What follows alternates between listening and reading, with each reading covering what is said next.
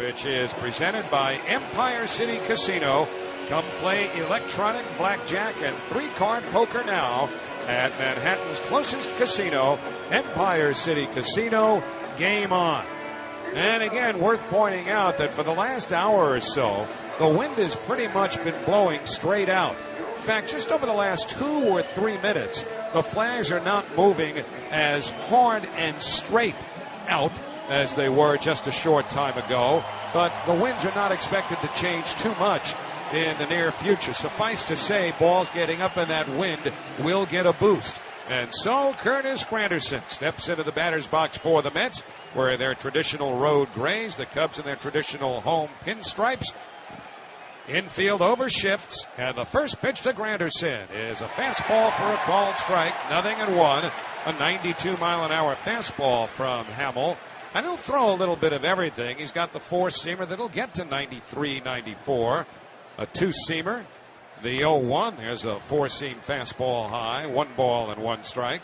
Through that at 93. But he will have trouble now and then with a home run ball. Gave up 23 home runs during the regular season. The 1-1 pitch, Granderson fouls it off to the left of home plate downstairs. And quickly the count, a ball and 2 strikes. Another 93-mile-an-hour fastball. Mets have scored in the first inning in each of these games, all 3 of them. Granderson last night went 0 for 4, struck out 3 times. 1-2 pitch is fouled straight down at home plate. He got a breaking ball on 1 and 2. Mets fans, whether you're on the way to the ballpark or just driving around listening to the game, we want you to be with us for all the excitement. So don't text, don't call, just drive. A reminder from the New Jersey Motor Vehicle Commission. Put your phone to bed and visit justdrive.com. 1 and 2 to Curtis Granderson. Hamill kicks and deals. Fastball low, 2 balls and 2 strikes. Granderson has hit Hamill well, 7 for 21 with a couple of home runs against him. And although the Mets have hit Hamill very successfully in the past, 2-2 to Granderson, fouled off to the left and out of play into the upper deck. Hamill did pitch one very solid game against the Mets earlier this year. That was here at Wrigley Field in May. Took a no decision in a game the Cubs would win 2-1. Hamill went 8 innings, gave up 5 hits and a run, walking 1 and striking out 6. Best he ever pitched against the Mets. 2-2 pitch. Line to left field. That's going to be a base hit. Schwarber moving towards the line to field it. Granderson takes a big turn around first. He'll hold there with a leadoff single. And so Granderson, who did reach on a walk last night, is aboard here. And the Mets have the leadoff man on. And Granderson, in the last 3 games, has been aboard one way or the other. Last night it was via an error, and then hits in game 2 and now game 4. And that will bring up David Wright. David, a great night last night, going 3 for 4. He is 4 for 11 in this series, 5 out of 27 during the postseason. Last night was his first career 3-hit game in the postseason. Outfield straight away, the infield in double play depth. Granderson, pretty good lead at first. And the first pitch is fouled straight back into the upper deck out of play, 0-1. So Granderson with the first Mets hit. Brought to you by Smithtown Nissan. Before you buy a new Nissan, see Fina first at Smithtown Nissan. Well, David Wright was drafted into the Mets organization back in 2001, the year after they won their most recent National League championship. And there's a story to be told about how he became a Met. The 0-1. Breaking ball over for a called strike, 0-2. When the Mets won the National League pennant in 2000, pitcher Mike Hampton pitched a 7-0 shutout win to clinch the pennant. He was the series MVP, but he left as a free agent that winter. The compensatory pick was the one the Mets used to select David Wright. Here's the 0-2 pitch, first to throw to first, and Granderson is back standing. And the Mets, who are not a team that steals bases, remember they stole fewer bases than any team in the National League this year, have stolen 7 during the postseason, more than any of the teams still playing. 0-2, the count to Wright. Granderson, pretty good lead at first. Hamill sets, holds the set. Now the pitch. Swung on and fouled into the mid of catcher David Ross, strike 3. Hamill picks up a big strikeout for his first out. One away. Daniel Murphy coming up. The umpires lineup, sponsored by Lincoln Technical Institute, always offering the best lineup of career choices. Get started today at lincolnedu.com. This crowd certainly has seen enough of Daniel Murphy, and I guess the fans at Dodger Stadium probably feel the same way. Murphy has homered in 5 straight postseason games, tying the all-time record set by Carlos Beltran in 2004.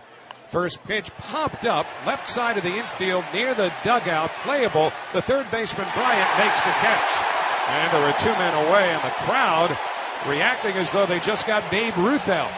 But basically, how can you tell the difference the way Murphy's been going? Only one Met has ever homered in 5 straight regular season games, and that was Richard Hidalgo, who was briefly a Met back in the 2004 season. So, 2 out. Granderson still the runner at first, and the batter now will be Yoenis Cespedes. Cespedes also had a big night last night, going 3 for 5, an RBI single, an RBI double, a stolen base, and a huge one at that, a steal of third. So he's 4 for 13 in the series, 9 of 33 during the postseason. 2 out, scoreless, top of the first. Granderson leads from first. And Hamill's first pitch, Granderson runs. It's taken for a ball. Ross's throw, safe at second base. Granderson steals second, and the Mets have their 8th stolen base of this postseason. It's Granderson's 4th, and for Curtis, his 3rd stolen base in this series. It's not been, as you said, Howie, a Met strength, but it is a Cub weakness that they're exploiting. They just don't hold runners well. Neither catcher throws very well. David Ross allowed a stolen base to David Wright in game 1 of this series. So now Granderson is in scoring position with 2 out, and Cespedes will try and get him around. Remember, the Mets have scored in the first inning of all 3 games. This one is scoreless with 2 away, and Granderson the runner at second. Outfield straight away. The 1-0 pitch. That's outside, ball 2. Left-handed hitter Lucas Duda is on deck. Hamill, although he's right-handed, actually has somewhat better numbers against left-handers than right-handers. Lefties hit .235 against him. The righties .247. 2-0 the count. Now the pitch to Cespedes. Swing and a foul coming back out of play just to the right of home plate into the upper deck. Hamill is with his 5th big league team, but it's the 2nd time he's with the Cubs. He was with the Cubs last year, meaning 2014, and then he was in that big trade with the Oakland A's when Jeff Samardzija went to Oakland. Addison Russell, the injured infielder, came to the Cubs, and then Hamill re-signed last winter, got a 2-year deal with the Cubs. 2-1 to Cespedes. Fastball is low, ball 3. Signed an $18 million contract, and his wife was ecstatic. She loved it here, as Hamill did before he was traded. And she was really putting the heat on Jason to come back. So as he'll tell you, happy wife, happy life. 3-1 to Cespedes. Granderson, fidgety, leading from second, shuffling his feet. Hamill sets the 3-1 pitch. Breaking ball swung out and missed. He fooled Cespedes badly there with a good curveball. And the count now 3-2. Well, again, his breaking stuff has played so well all year. Cespedes looking for that fastball. That was the opposite. Crowd standing, waving white towels. Defiantly, not a metaphor, at least to them, for their situation. Simply the giveaways that every team does during the postseason. Here's the payoff pitch. Cespedes takes it high, ball 4. He missed with a fastball, and that puts runners at first and second with 2 out for Lucas Duda.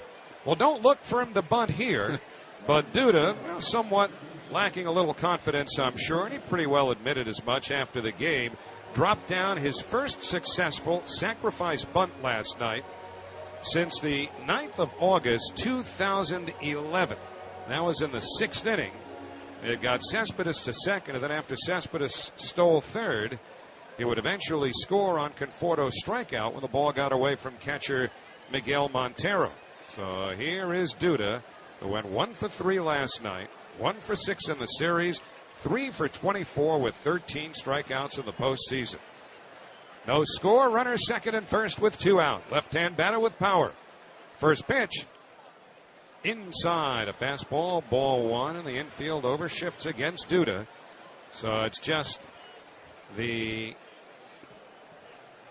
third baseman, Chris Bryant, who is deep at third. He's off the line, but with a runner at second and Duda's power, especially with Granderson at first, he's not thinking bunt here. The 1-0. Breaking ball high. Ross fakes a throw to first. The count 2-0. In case you were wondering, Duda was bunting on his own last night. That's something Terry Collins would never have put on. Although he does insist that Duda is a good bunter. He just didn't make a particularly good bunt, and somewhat generously he was awarded a sacrifice. Granderson at second. Cespedes at first. 2 out. The 2-0 to Duda. Swings and pops it foul back into the upper deck behind third. It's 2-1. When the Mets wrapped up the NL East, they did so on the road against a team with a C on its cap. That was in Cincinnati. And Duda made it a laugher early. Remember, he hit the home run in the first inning with men on, and the Mets just cruised from there. So he's looking to maybe replicate that here in Chicago. That was a grand slam. Here he's ahead in the count, 2-1. Hamill sets. Here's the pitch. Swing and a miss. He pulled the string in the count, 2 balls and 2 strikes. It was a curveball, but of course the arm action fooled Duda way out in front. And the Cub fans back on their feet, back waving the towels. 21 pitches thrown in this first inning by Hamill. 3 infielders on the right side.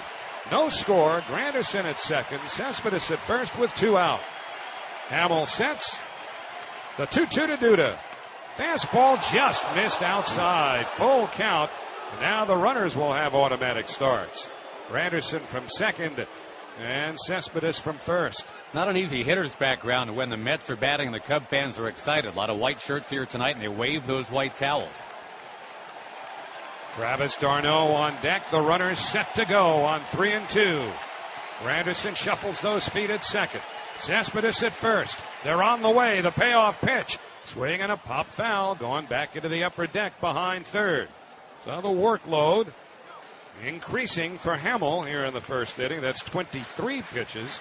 Last night, Jacob deGrom threw 29 in the first inning for the Mets, but eventually settled in, and deGrom was the winning pitcher. No score. 2 out, top of the first. Granderson at second. Cespedes at first. Will be on the move on 3-2. Hamill sets. Here's the payoff pitch to Duda. Swinging a fly ball, well hit to center. Fowler going back, away back, it may go. Home run! Lucas Duda, a 3-run homer, and the Mets have a 3-0 lead. Well, that may well not be the last home run we see tonight, because the wind is going to take balls out. But Lucas Duda with his first home run of the postseason, and for the 4th straight game, the Mets have scored in the first inning. This time it's 3. And the starch is out of the sails of this crowd immediately. The fastball, I'm really surprised that he came with the fastball. It was off the plate. That is not due to strength. It was kind of like the Schwarber home run yesterday, Howie. The lefty just gets it up in that jet stream, and there it goes. That's not a bunt. That was quite the opposite. So here is d'Arnaud. Travis, 3 for 11 in the series. The first pitch by Hamill, big swing and a miss. He wanted some of that stuff too in the count 0-1. The other playoff start for Hamill, remember, he gave up a 2-run homer in the first inning, and that was pretty much all she wrote. Here it's a 3-run homer, and you're right. To get Duda going, that's big. Now the 0-1 to d'Arnaud. Swinging a drive in the air, deep to right center. Going back, Soler away back, and it's gone! Travis d'Arnaud reaches the bleachers in right field beyond the 368 mark. Back-to-back home runs. 3-run homer by Duda, solo homer by d'Arnaud, and the Mets have a 4-0 lead. Well, if you've been following along with this whole Back to the Future 2 subplot, that movie actually got a lot of plot lines wrong. The Cubs were supposed to be headed to the World Series on this date, October 21st, 2015. The Mets are not making it easy for him here. Already 4 in the first inning. Hamill on a couple of occasions was a strike away. In fact, he didn't get a call on a 2-2 pitch that he and everybody else in the ballpark seemed to think was a strike. And now it's Conforto, left-hand batter, and he takes a curveball inside for ball one. Let's not forget Cespedes working that walkout, too, with 2 out. That's a great point. I'm picking up David Wright, who struck out. The 1-0. Conforto takes one. It's a strike at the knees. Quick call by the home plate Paul Emmel. And the count 1-1. Listen to this glorious silence. These Cub fans are just stunned. The 1-1 pitch. High and tight to Conforto, 2-1. Again, the cautionary note is, you know what happens in this ballpark when the wind's blowing out. Oh, yeah.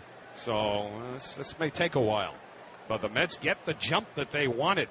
4 runs in the first. 2-1 to Conforto. Big swing and a foul back to the screen. 2-2. And that was the 30th pitch thrown in this first inning by Jason Hamill. Well, we talked to Terry before the game about just this kind of sweeping feeling of positive mojo. Everything's starting to bounce right. And the guys, I think, are all picking up on that.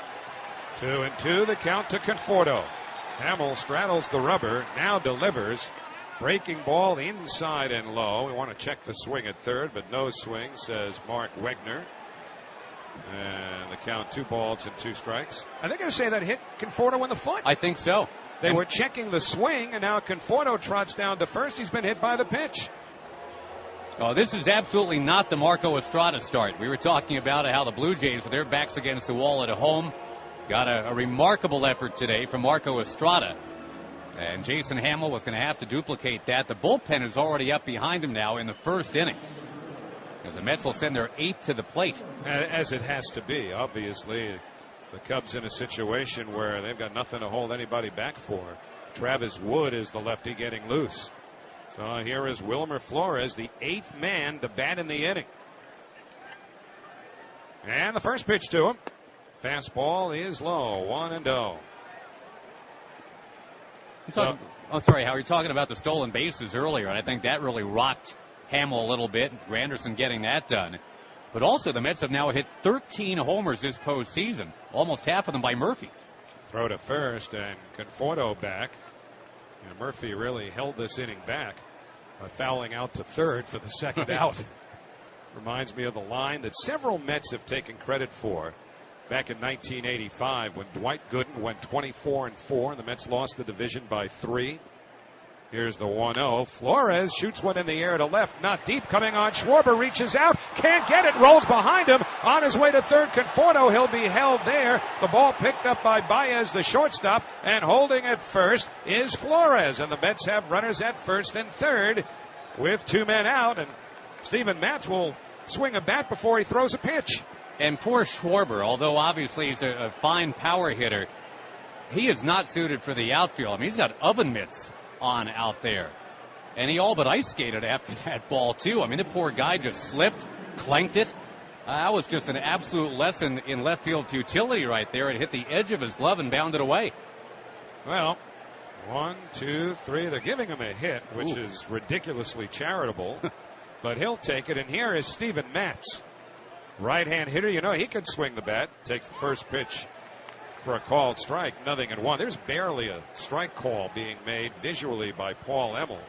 Anyway, that Dwight Gooden story, he goes 24-4. They lose the division by 3, and someone says to him in the clubhouse, you know, if it wasn't for you losing those 4 games, we'd have won this thing.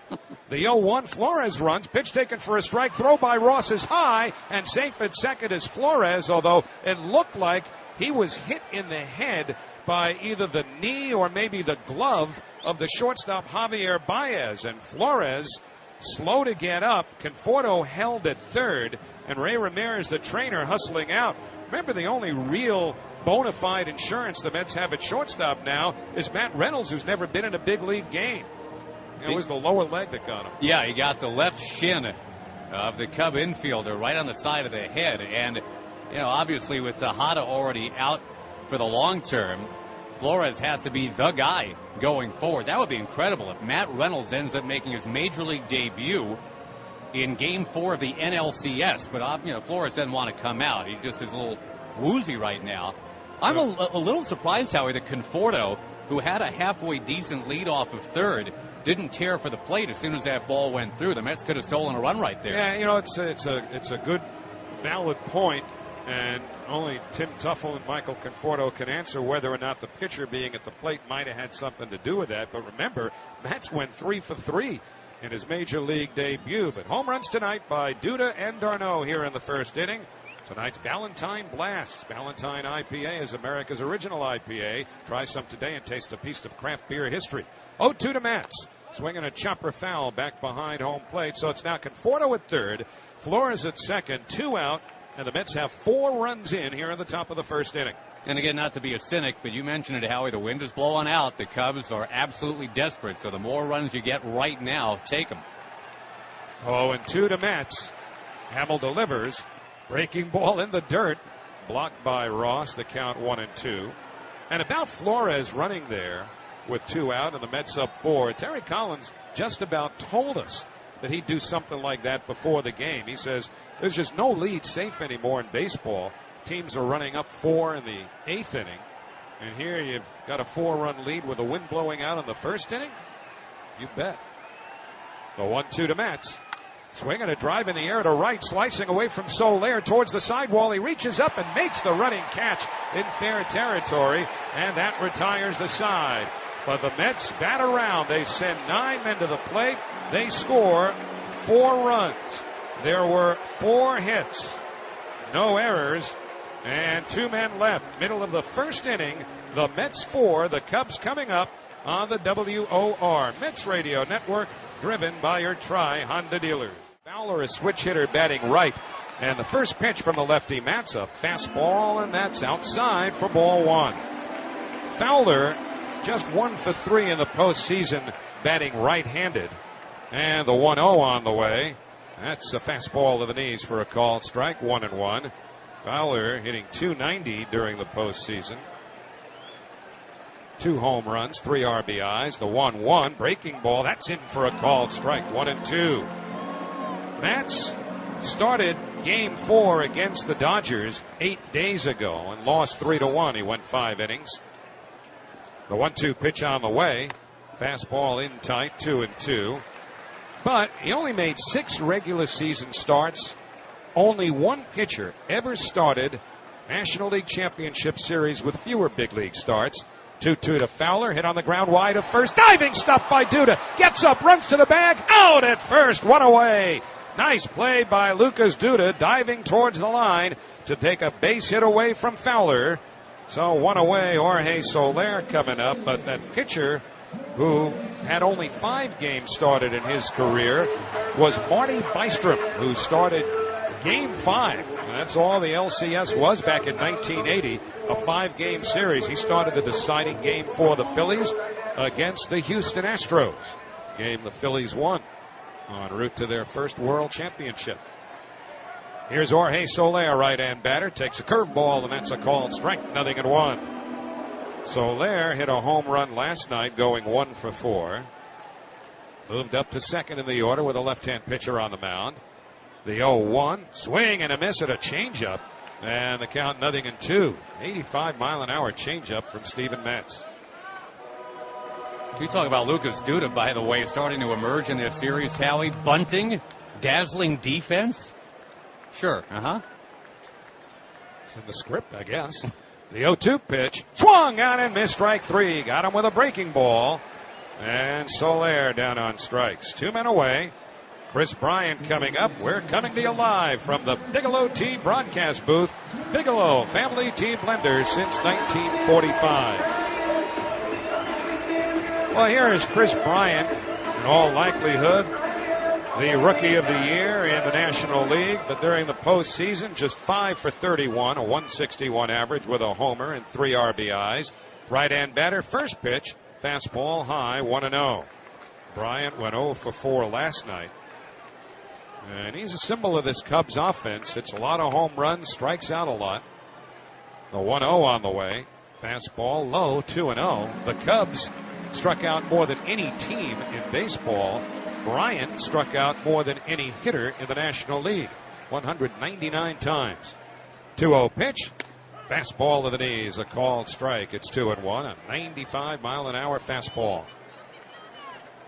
Daniel Murphy, the second baseman, shading towards the bag. The outfield straightaway.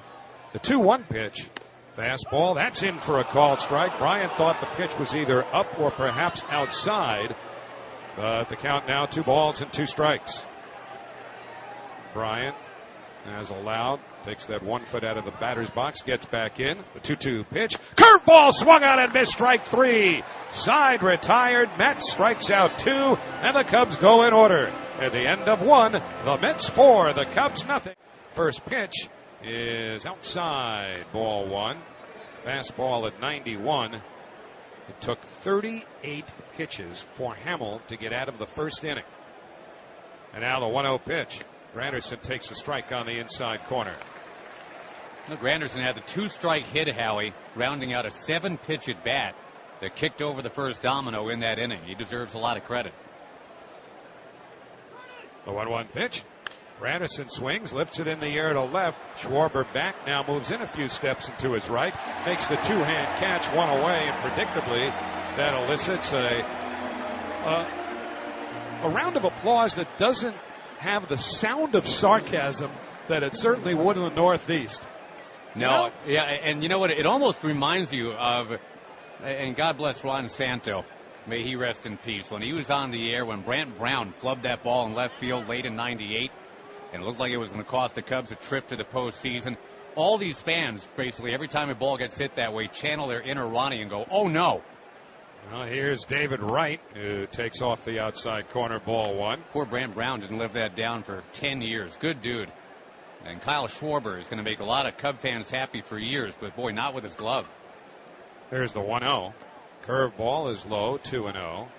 Well, again, he's a natural catcher, but his mechanics and throwing still leave a little something to be desired. It's not his fault that they've just, plucked him out from behind the plate and just shoved him in left field. They love his bat. And, this is not the AL where you can DH. Now the 2-0 to Wright. Swing and a foul back to the screen. He got a fastball, and it's 2-1. Scoreboard update sponsored by your Tri-Honda dealers. Visit TriHondaDealers.com to check out their best deals today. Toronto Blue Jays won at home. They beat the Royals 7-1. Take that series back to Kansas City. The Royals lead 3-2. 2-1 to Wright. Breaking ball over for a called strike. It's 2-2. With slider by Hamill.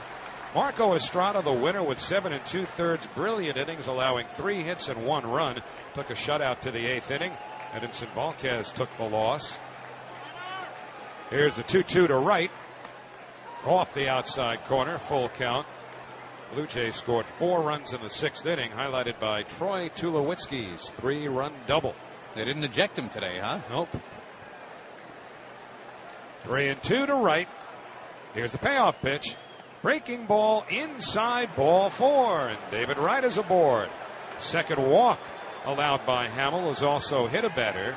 And that will bring up Daniel Murphy and bring out Joe Madden, who decides he cannot wait any longer with his team down 3-0, trailing in the game 4-0 with 1 out in the 2nd inning. He's going to make a pitching change. And so left-hander Travis Wood will come on for the Cubs. They're in this top half of the 2nd inning, with the Mets leading 4-0. The pitching change sponsored by Lexus of Massapequa and Lexus of Rockville Center. Drive south for savings. Mets lead the Cubs 4-0. Daniel Murphy, the batter now, against new pitcher Travis Wood, a left-hander. 1 out, top of the 2nd. David Wright, the runner at first. Wood, the converted starter, who did a very good job for the Cubs in the bullpen. Last night, though, he faced 3 batters, gave up 2 hits, 1 to the man batting now, Daniel Murphy. First pitch to him is popped up outside third, foul ground, slicing towards the sidewall. Bryant over, but he has no play. It's in the seats, and the count 0-1. Last night, Wood came into the game in the 7th inning. At that point, the Mets were leading 3-2. He struck out the first batter he faced, Curtis Granderson.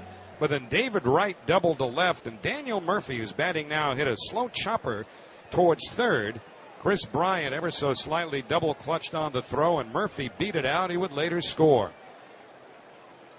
Here's the 0-1. Fastball low and away, 1-1. Such an important part of that game yesterday. Murphy with his legs, not just his raw power, able to help out the Mets. He's been great defensively, too. And those legs have been quite a concern for the Mets as well as Murphy, because they've troubled him several times this year. 1-1 the count. Now the pitch. Fastball fouled back to the screen. 1-2. Had a hamstring thing in spring training, and then injured his quad in Phoenix in early June. Missed some time, and even when he came back, remember in August when the Mets were in Denver, and maybe the altitude had something to do with it. He said the quads were really tight, bothering him there. 1-2 the count. Wood sets. Now the pitch. Fastball line toward short, over the glove of a leaping Baez. Base hit left field, right to second. He'll stop there as Schwarber plays it back in. And Daniel Murphy is now hit in all 9 postseason games the Mets have played. He's at first with 1 out. Runners at first and second for Yoenis Cespedes. David Wright says it's time for the Michael Jordan shoulder shrug since we're here in Chicago. Look at the scorer's table and say without words, I have no idea why I can't miss right now. And that is Daniel Murphy. Well, now Yoenis Cespedes, who, for whatever reason, has hit better against right-handed pitching than left-handed.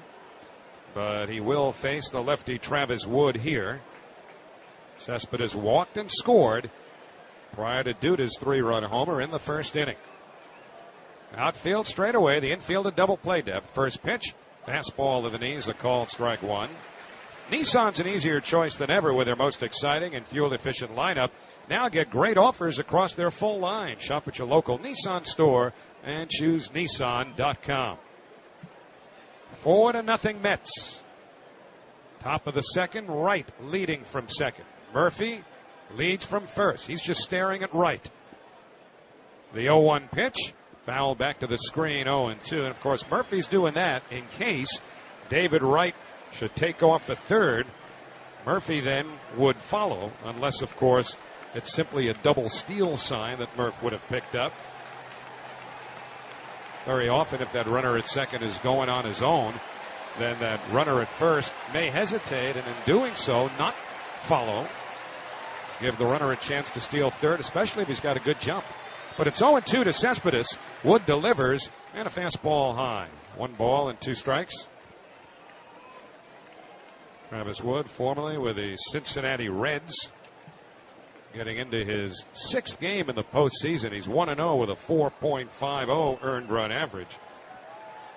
Made 9 starts this year, but was very effective out of the bullpen once they put him there in May. Wood ready. Here's the 1-2 to Cespedes. Breaking ball in the dirt. Ross keeps it in front of him, and the count 2-2. Left-hand hitting, Lucas Duda is on deck.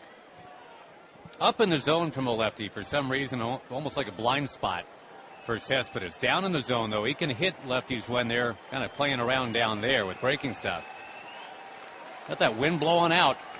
Cespedes is due to find those bleachers in this series at some point. He has 2 home runs this postseason, both against the Dodgers.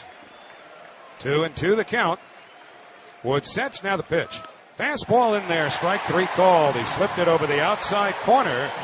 So Cespedes frozen by a 93-mile-an-hour fastball. And now with 2 away, it'll bring up Lucas Duda. Not too much to ask for another 3-run home run already. You got to be greedy in these situations. Well, again, with the wind blowing out, and I will say this, though, Howie, Steven Matz, that's as composed of a first inning as we've seen him have. You bet. Helps to have that nice lead. I would think so. Before you throw a pitch.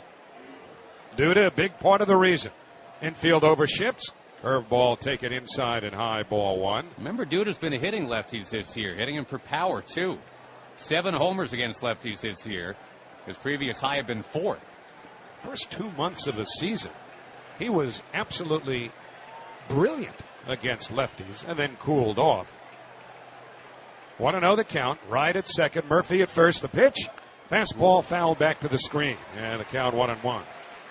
It was an outside fastball that Duda drove out of here for the homer last inning, and that was another shot at it right there. Cubs again with 3 infielders on the left side. That bunt now about as far out of Duda's mind as you could probably imagine after that home run. So was the bunt a slump buster? The 1-1. Fastball low, 2-1 with d'Arnaud on deck. And when you think about it, that was maybe only the third weirdest thing from that game last night. You got the baseball got eaten by the ivy. Winning run scoring on a strikeout. Miguel Montero learning who Mickey Owen was after the game. It was a famous play from the 1941 World Series. 2-1, the count to Duda. Wood delivers. Fastball on the inside corner. Good pitch. And it's 2-2. Little cut fastball. And now Wood, after giving up the single to Murphy to put runners at first and second, gets the support of the crowd coming to its feet and waving those white towels. 3 infielders on the right side. Wright the runner at second. Murphy at first. 2 out. 4-0 Mets. The pitch. Breaking ball in the dirt. 3-2. And so again, the runners will have an automatic start, as they did when Duda hit his home run. Duda had 1 RBI the entire postseason. He's got 3 on 1 swing already tonight. And a ball in the alley right here gives him 2. So Wood staring into Ross for the sign. Wright at second. Murphy at first, ready to run. Wood sets, runners go. The pitch, swing and a foul back to the left of the screen. Gave him a fastball at 93. And so the runners retreat. This Cubs defense has spent a lot of time on its feet. Yes. Over the first part of this game. And that too can be a factor. When you talk about pitchers who work deliberately and how it could put their fielders to sleep, this is something a little different. Not just that the pitchers have been working at a slow pace. The Mets have been getting on, and that slowed things down. Again, the runner's set to go. They're off and running. The payoff pitch. Swing and a liner to right center field. That's a base hit. Right around third. He scores. The ball going up the alley. Murphy hits third. He's going to score easily. Pulling into second and holding with a 2-run double is Lucas Duda. And the Mets have a 6-0 lead. Is it possible, Howie, the owner of the Billy Goat Tavern had another goat besides the one named Murphy, named Duda? Say 5 RBI night for Duda. We're in the second inning. And those fans who were kind of half-heartedly waving those towels around like, oh, yeah, let's kind of try to stay in this. They're just kind of done right now. That's got to be so demoralizing for them. 6-0 New York here in Game 4, with the Mets having won the first 3 games of this 2015 National League Championship Series. Duda at second, 2 out, and here's d'Arnaud. Takes a first pitch curveball for a called strike 1. But let's not forget, Duda ripping that double to the right center field alley against the lefty. Yeah. And it looks like, Howie, he's got that front foot down now. I think that's the subtle little adjustment the Mets needed him to find, and I think he's found it. The 0-1 pitch, fastball, foul back to the screen. It's 0-2 to d'Arnaud, and the Mets, not necessarily on 0-2 pitches, have done a lot of damage in 2-strike situations. All started with Granderson tonight. That 7-pitch at bat that included 2 strikes in the count. Granderson was miserable for much of the regular season with 2 strikes on him. He's been fantastic the entirety of the playoffs. That's 0-2 to d'Arnaud. Duda, a slow runner leading from second. The outfield straightaway. Wood delivers. Fastball popped up foul. That'll reach the seats down the right field line and shallow right. Cubs bullpen is quiet at the moment.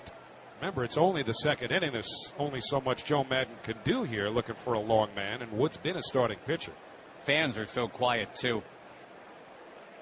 Look like Wile E. Coyote in the path of a wrecking ball right now. All of them. They can't believe this.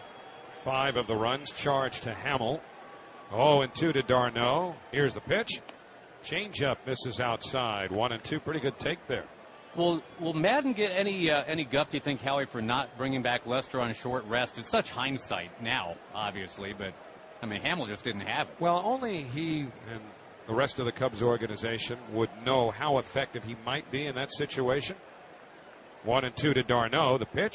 Check swing at a breaking ball in the dirt. He went around on appeal to first. Strike 3. Eric Cooper makes the call, and that retires the side. But the Mets score 2 runs on 2 hits. No errors. One man left. And in the middle of the second inning, it's the Mets 6, the Cubs nothing on the WOR Mets Radio Network, driven by your Tri-Honda dealers. Anthony Rizzo leads off for the Cubs. Matz throws a curveball and puts it on the inside corner for a called strike one. Home half of the second inning is sponsored by Sloman's. For home heating oil this winter, call Sloman's. The 0-1 to Anthony Rizzo. Fastball, that's outside, 1-1. 866 Oil Deal, the number for Sloman's. They're a leader in home heating oil delivery in New York and New Jersey. So call 866 Oil Deal now for low price home heating oil. The 1-1. Fastball high and tight, ball two. So we'll give you that now revised Mets defensive alignment delivered to you by Seamless. How New York eats. Duda at first, Murphy at second, Flores at short, right at third. Conforto, Lagares, Granderson left to right in the outfield. 2-1 to Rizzo. Swing and a looper up the middle. Played on a hop by Flores. Hurries his throw to first. It's low. Duda picks it, and Rizzo is out. One man away.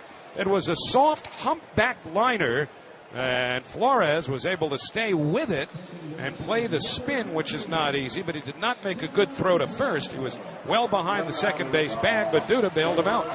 The Mets are bashing home runs. They're pitching lights out, but I continue to say, Howie, the most impressive thing about this run the Mets are on right now is the defense and the base running, just because those are elements we really haven't seen done well for much of the year. Now Starlin Castro, the right-hand hitting second baseman, bats for the Cubs.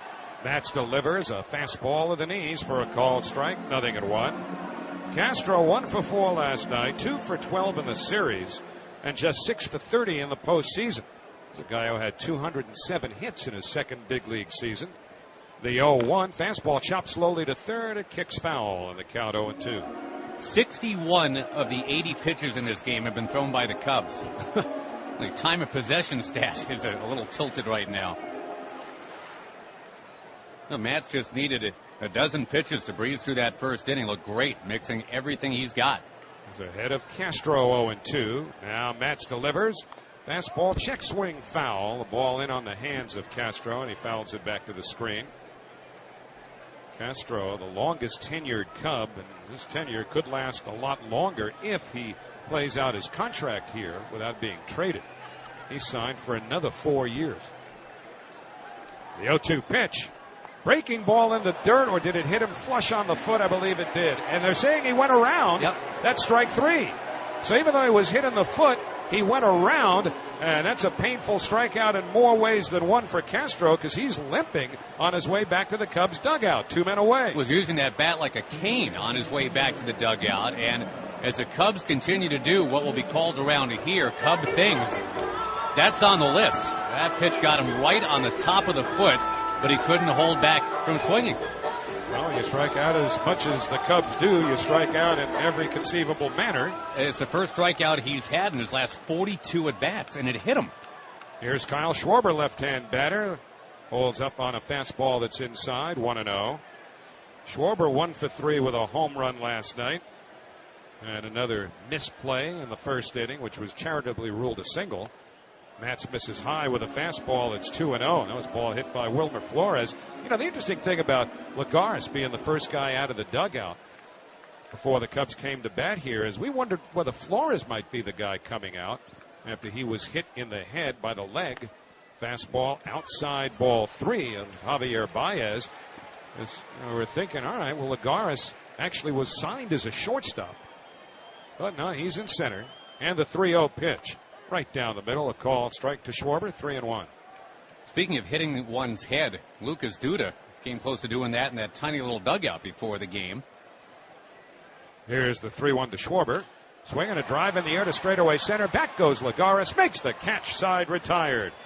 Cubs go in order, and at the end of 2, it's the Mets 6, the Cubs nothing on the WOR Mets Radio Network, driven by your Tri-Honda dealers.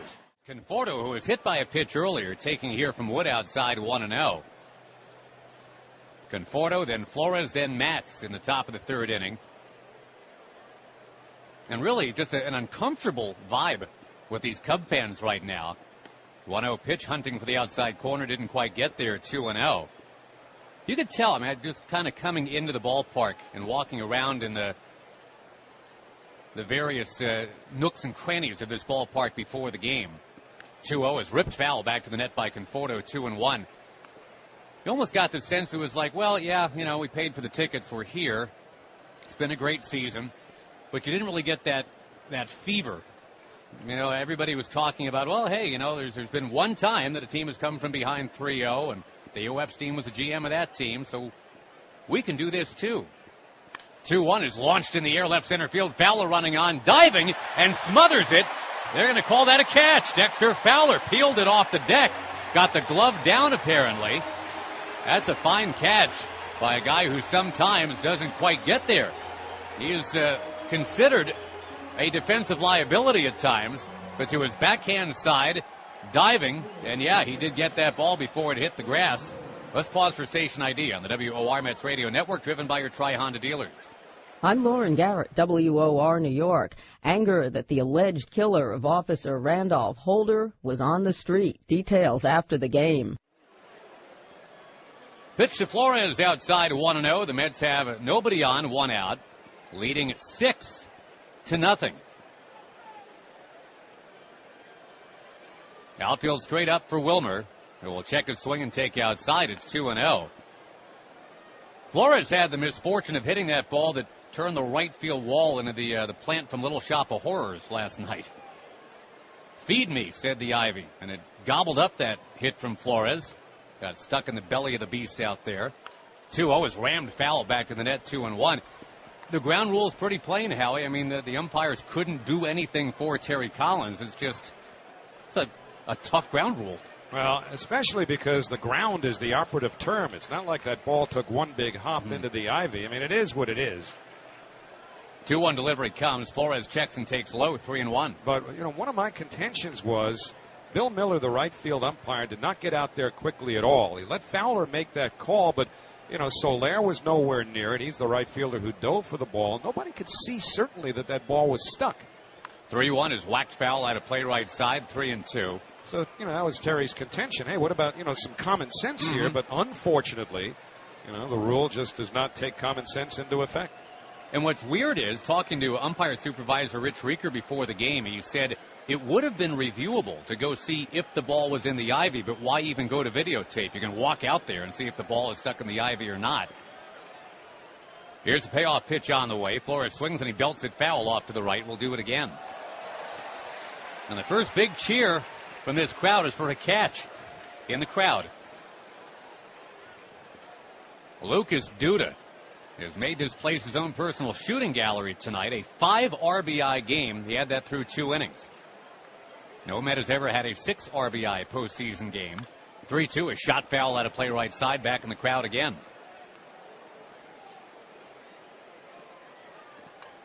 Quick word about last night, too. We haven't really gotten a chance to talk much, Howie, about Jacob deGrom. But after a tough first inning that he had to soldier through, he just bulldogged his way right through it again. And he has now won 3 games already in the postseason, all on the road. Payoff pitch is slammed foul into the crowd third base side. deGrom struck out 13 in his first outing against the Dodgers, and I think there's a little revisionist history going on here because everybody thinks he just sailed through that game. He had 80 pitches thrown through 4 innings of Game 1 against the Dodgers and fought through it. 3-2 pitch on the way. Flores taking down and in, ball 4. He earns a walk. Mets already up by 6 in Game 4. They have not trailed for even a second in this entire series against the Cubs, and a lot of people thought the Cubs had all the momentum heading into this thing. Remember, they had just clobbered the Mets in the regular season, 7-0. Mets scored 11 runs total in those 7 games. They had 6 by the second inning just tonight. So now Steven Matz, who flied to right his first time up, is showing bunt here. And the pitch rides to the inside corner, strike 1. Those corners were pitching tightly with both Rizzo from first and Bryant from third charging aggressively.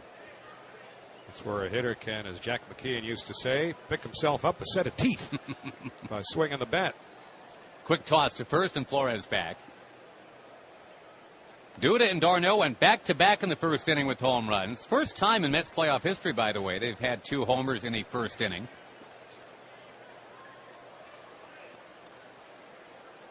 Third baseman Bryant all the way in on the grass. High throw to first and Flores back. And Howie, that 4-run ambush actually celebrates a happy anniversary. This is the date in the 86 World Series, right, when the Mets got out very quickly against Oil Can Boyd with 4 in the first. After the story Ron Darling's been telling me about Oil Can, I just laugh at the mention of his name. Pitch to Matz is off the glove of the catcher Ross. Flores a late break, and now waiting at second base, they'll tag him out. Flores looked like he was running underwater.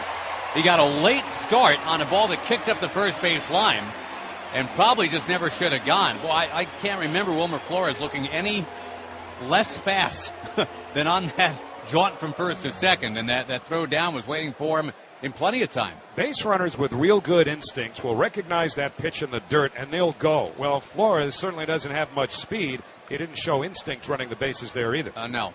1-1 pitch. 1-2 pitches in there. Or is that a 1-2? No, that's a 1-1. The catcher Ross leaves with the ball, tosses it to a fan. Dude, it's 1-2. And now he gets the ball back from the fan, and then he tossed it to in the first row. And the most sheepish 38-year-old man in the entire ballpark is now back behind the plate with a 1-2 count. Whoops. Well, he got me too. He started running off the field, but then I looked around. All of his teammates were staying put. It's like a bad practical joke right there. The 1-2 is outside. 2 balls, 2 strikes. That's the guy that's supposed to be the brains of the outfit, too, is David Ross. Got all these kids that are stuck on some vapor lock issues. They're 22, 23 years old. It was Ross that had the brain freeze. Now the 2-2 pitch. Taken. Strike 3, and you're excused, Mr. Ross. You can now go back to your dugout. Take some good-natured abuse. The Mets do not score here in the third, but they're the ones having the real good time. It is 6-0 in Game 4. Bottom of the third coming up on the WOR Mets Radio Network, driven by your Tri-Honda dealers. Steven Matz, the Long Islander, to the plate, swinging a little chopper near third but foul, bounding away from David Wright. And the count 1-1. Baez, the second most famous middle infielder in this series from Jacksonville, Florida. Daniel Murphy has made sure that he leads the pack. Murph is not homered yet tonight. Almost seems like a surprise. 1-1 to Baez, who's capable. He takes outside. It's 2-1.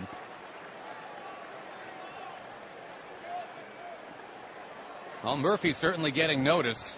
Now some of his other teammates tonight joining him. Lucas Duda with the 5 RBI night. Pitch on the way. Slugged foul out of play right side. 2-2. One of the, I think, very enduring and appealing things about Murphy's run here, Howie, is Murph's humility. It's almost the stuff of a Saturday Night Live skit right now. The way he's deflecting praise like he's a hockey goalie. 2-2 rammed on the ground to third. Backhand pickup by David Wright. Slings it across to first. Got him by a step. Baez flying down the line. 1 up, 1 down. But, you know, you look at Murphy entertaining all these questions. You watch him, and he's got a lot of dexterity when it comes to this. But he's not taking any credit for what he's doing. It's my hitting coach. It's the good Lord. It's my teammates. It's who's in front of me, who's behind me. Barometric pressure. I mean, at some point, the kid deserves to take a bow. But so far, he's just wanting to kind of pass it along to his teammates here. Pitch to Wood is low, 1-0. A lot of reports are circulating now that the Mets will extend a qualifying offer to Murphy, which would be for $15.8 million. Pitch on the way to Travis Wood. Pretty good hitter for a pitcher. He takes low, 2-0. A lot of that has to do with just protecting yourself so that you get a draft choice, because that's the compensation for losing a player to free agency who's been qualified or given a qualifying offer. Wood, a right-hand batter, though he throws left. Swings and misses at the gas. It's 2-1. Murphy and Cespedes, suddenly 2 very popular Mets. And we're getting an update, by the way, on Cespedes tonight. Pitch, strike on the inside corner, 2-2. Left shoulder soreness is what we're hearing for Cespedes. That is not his throwing shoulder. It'll be his front shoulder when he bats. 2-2 tap right back to the mound, and Matz has got it. Lob tossed to first, and plenty of time to get Wood. And there's 2 down. David Ross will come up. This is a guy that just jogged off the field after fielding strike 2 a couple minutes ago. couldn't wait to grab a helmet. No, just to change the narrative, so to speak. That injury update brought to you by InjuryLawyer.com, the Rothenberg law firm fighting and winning on behalf of seriously injured clients for over 40 years. Call 1-800-624-8888 or go to InjuryLawyer.com. Well, they play forever young here as Ross steps up, and that's with a wink and a smile. We mentioned he's 38, and he's got way more gray than Michael Kadire does. Pitches a breaking ball inside, 1-0. 37 pitches so far for Mats. He's ahead 6-0. Pitch on the way, and the catcher taking low, 2-0. Met fans, you can make the call to the bullpen. Replace that inefficient beast in your basement with an American-made Peerless boiler. Go to PeerlessBoilers.com for more info. Peerless builds America's best boilers. 2-0 pitch with 2 out. Down too low, 3-0. Can't walk this guy. No. Right? Nope. Not a 176 hitter in the regular season. Cubs haven't had a base runner yet. Mets ahead by a half a dozen here in the third. 3-0, taken all the way, ball 4. And the Cub fans explode like the curse of the Billy Goat is no more. That sounds like some derisive cheering. That's sarcastic. That's some good old-fashioned East Coast right there. Well, you just hope that doesn't unnerve Mats. Just because, well, the scouting report on a 176 hitter reads, don't walk him. Right. Well, and Joe Madden, who really does a great job of keeping not only a stiff upper lip through the tough times, but he's such a great motivator. Trying to make sure his team believes they can come back, all the way back. Fowler takes a quick strike on the inside corner, 0-1. He could be in that dugout giving the Belushi speech from Animal House right now. About when the going gets tough.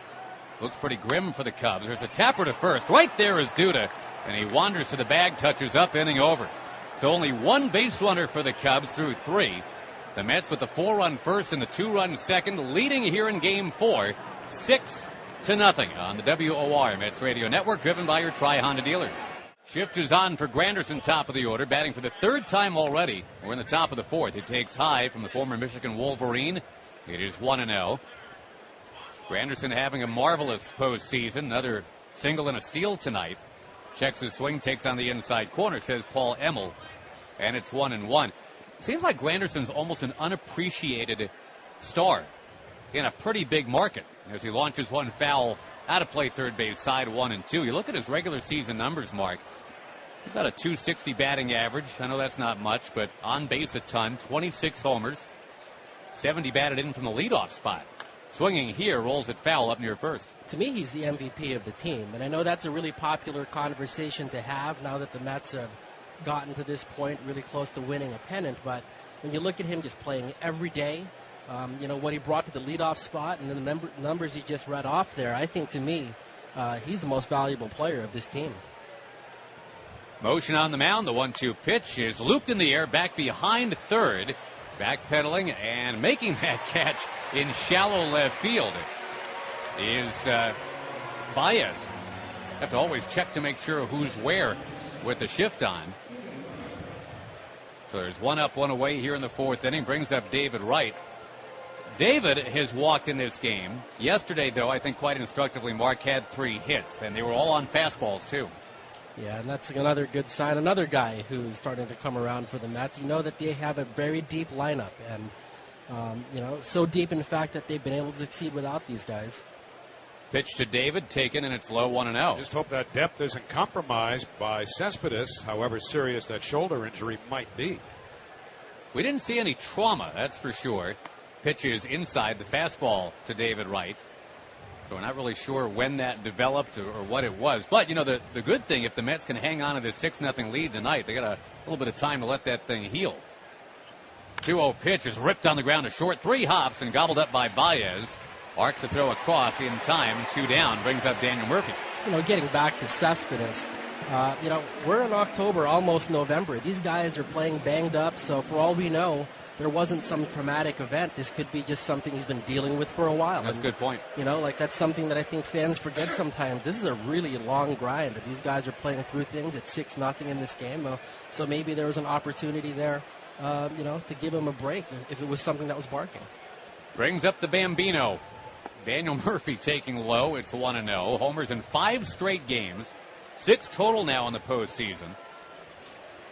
Regular season, he averaged 1 homer every 60 at-bats. 1-0 pitch in there at the knees, 1-1. So, yeah, here in his playoff career, Mark, it's 1 homer every 5 at-bats so far.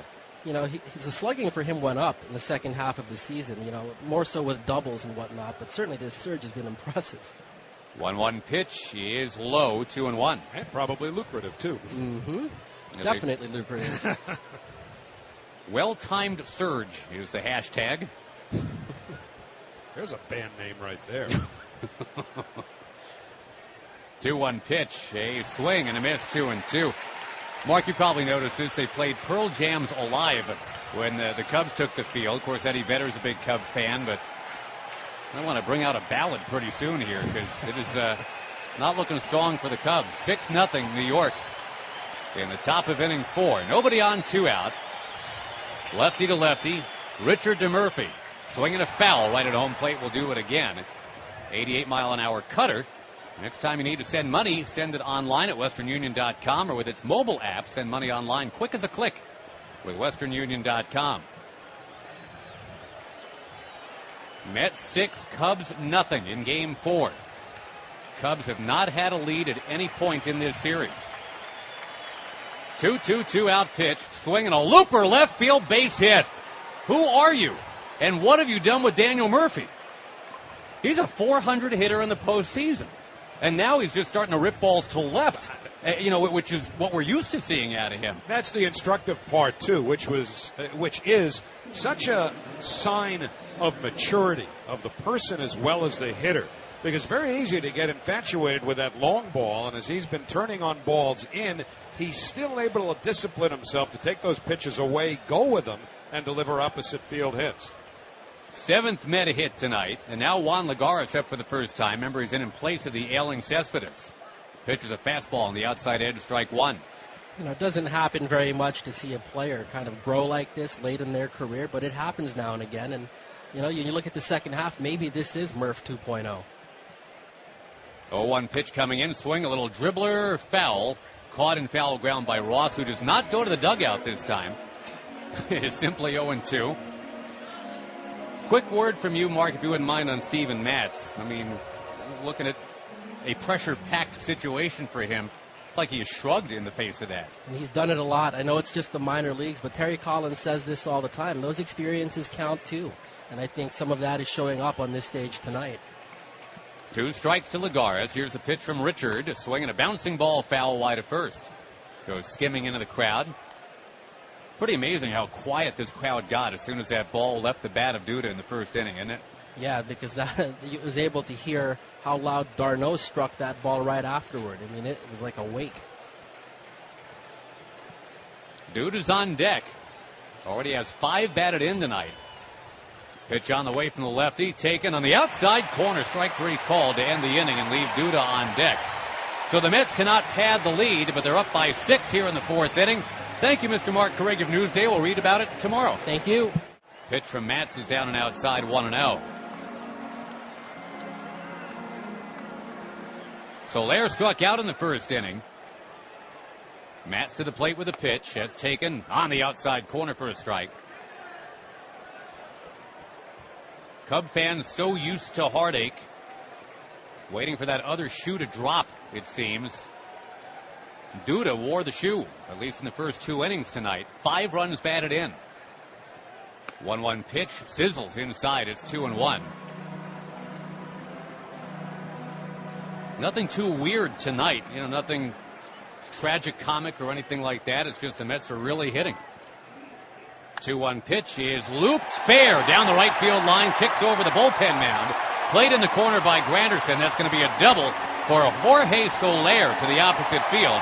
And the first Cubs hit tonight will bring up Chris Bryant as we pause for station identification on the WOR Mets Radio Network, driven by your Tri-Honda dealers. This is the home of the Mets, the new 710 WOR New York. With Howie Rose, Josh Lewin, and Steven Matz has looked impeccable tonight. He just finally gave up his first hit. And now he's got to fight through Bryant and Rizzo. He's been granted a 6-0 cushion in this game. If there is a Game 5, it's Matt Harvey tomorrow. But the Mets don't want to have to worry about it. Bryant will take up an outside 1-0. Mets has been behind a lot of these hitters. Bryant has not had a great postseason. 5 out of 32, 11 strikeouts. But he basically had a Ted Williams rookie season. If you go back and look at Ted Williams 1939, pretty close to what Bryant did this year. Pitch is ripped foul back to the net, took a big cut. It's 1-1. 26 home runs this year. It's a Cub rookie record. Billy Williams had 25 back in 61. Billy Williams here tonight. Of course, a big part of previous Cub heartbreak. Runner at second, nobody out. Rizzo on deck. Here's a 1-1 pitch taken. Outside corner, called to strike 1 and 2.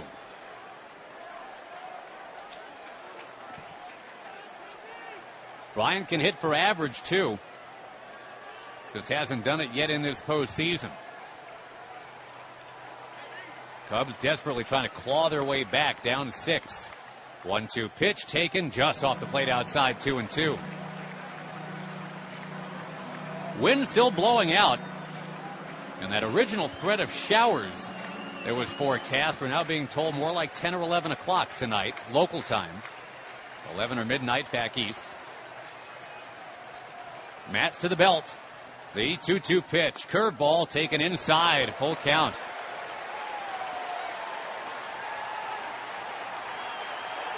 Rizzo, Castro, and Schwarber still have a shot after this.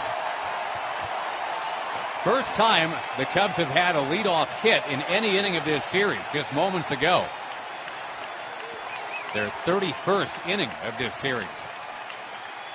The Rock, the 3-2 pitch, swinging a fly ball foul out of play right side. Scoreboard update sponsored by the New York Lottery. Make the most of the numbers in front of you every day. Play Win 4 and numbers from the New York Lottery. Royals lead cut down to 3 games to 2 in the ALCS. Toronto beat up Kansas City 7-1. Send that series back to KC. Soler, the lead from second.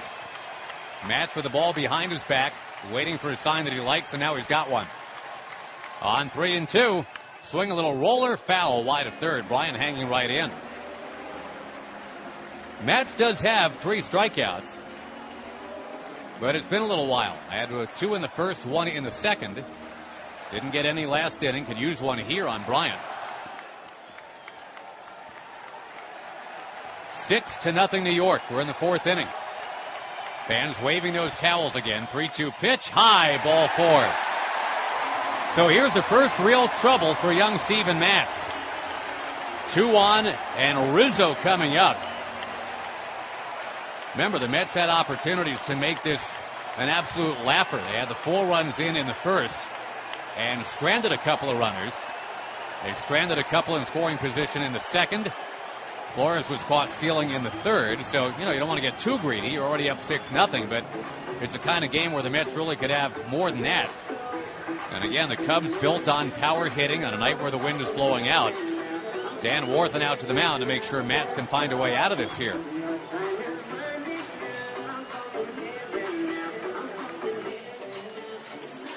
Matz hasn't allowed a home run in about 22 innings. And again, it's just imperative to keep the ball down.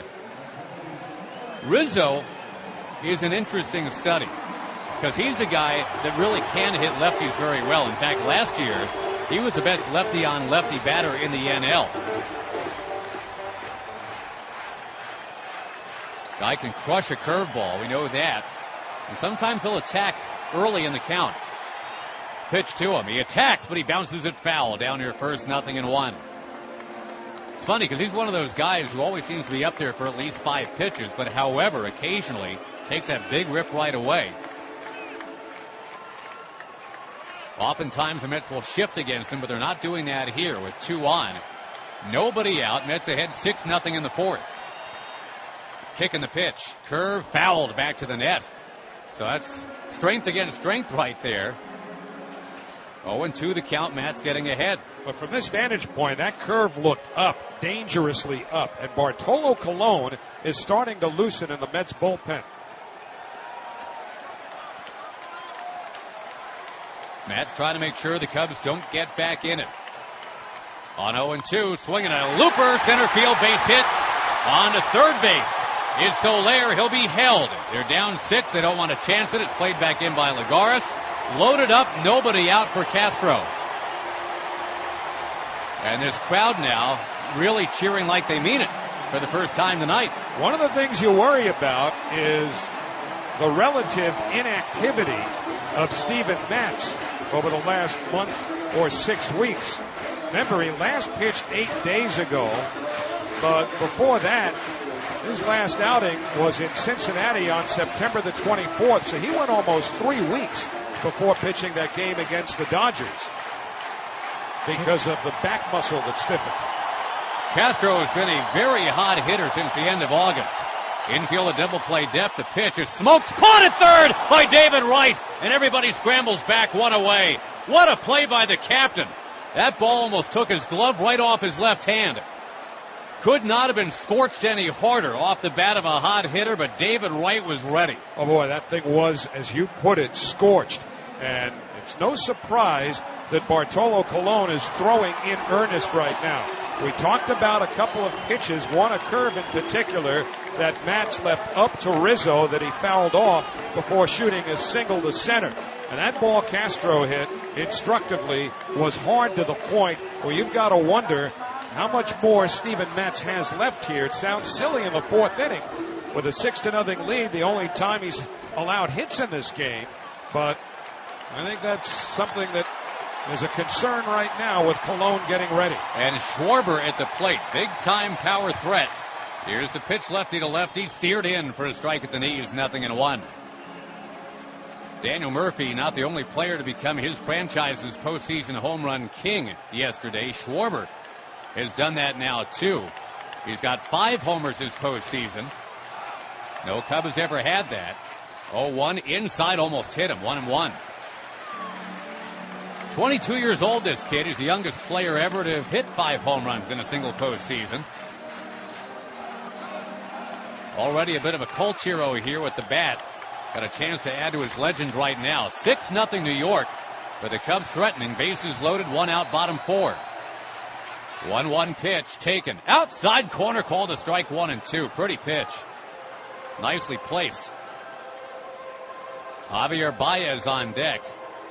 You don't really get a break until after Baez, although they're ready to pinch hit. A lot of room in right center here for Schwarber. Homered the other way yesterday. 1-2 delivery, curve, hit on the ground here first. Dude has got it. His play is to first. He'll run to the bag, touch up. A run scores. Runners go to second and third. It is now 6-1. Take that trade. Get the ground ball out, make it 6-1. Well, you do, but it still puts 2 runners in scoring position for a guy who can drive a ball a long way in Javier Baez. First base is open. I guess you can pitch carefully if you want to Baez, who is 5 out of 12 in the postseason. With the pitcher up next, but obviously a pinch hitter would be used. Right. Cubs at some point are going to run out of pitching, though, because remember, Hamill lasted only an inning in the 3rd, then it was Wood, then Richard, already getting ready for a 4th pitcher, and we're in the 4th inning. 6-1. The Cubs are now on the board. Second and third, and a chance for Baez. Righty with a little bit of a closed-up stance here. Matz winds and fires. Swing and a miss, 0-1. 95-mile-an-hour heat, and that's about as hot a pitch as we've seen from Matz tonight. Baez with Addison Russell injured. He is getting every start at shortstop now. He's of the grip it and rip it school. Nothing subtle about him. He just gets up there and tries to hit it out. And if he does that here, it'll be a 6-4 game. 0-1 pitch taken outside, 1-1. Austin Jackson has come out on deck. Haven't seen him yet in this series at the plate. Baez, a guy who homered in his major league debut last year, but he also struck out in that game 3 times. That kind of tells his story. Matz at the belt. Here's a 1-1 pitch taken low, trying to change up, 2-1. Matz had a no-hitter through 3, but then Soler opened by knocking a double into the right field corner here in the 4th inning. A walk, a single, a line out. And then the RBI ground out. Bryant the lead from third, Rizzo from second. Matz is ready. Here's the 2-1. Swinging a high fly ball, but it's chipped in a shallow left.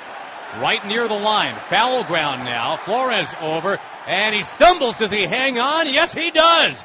Right at the fringe of that bullpen mound. Flores, not very familiar with that territory, found a way to close the glove around it as he was stumbling over the Cubs bullpen mound.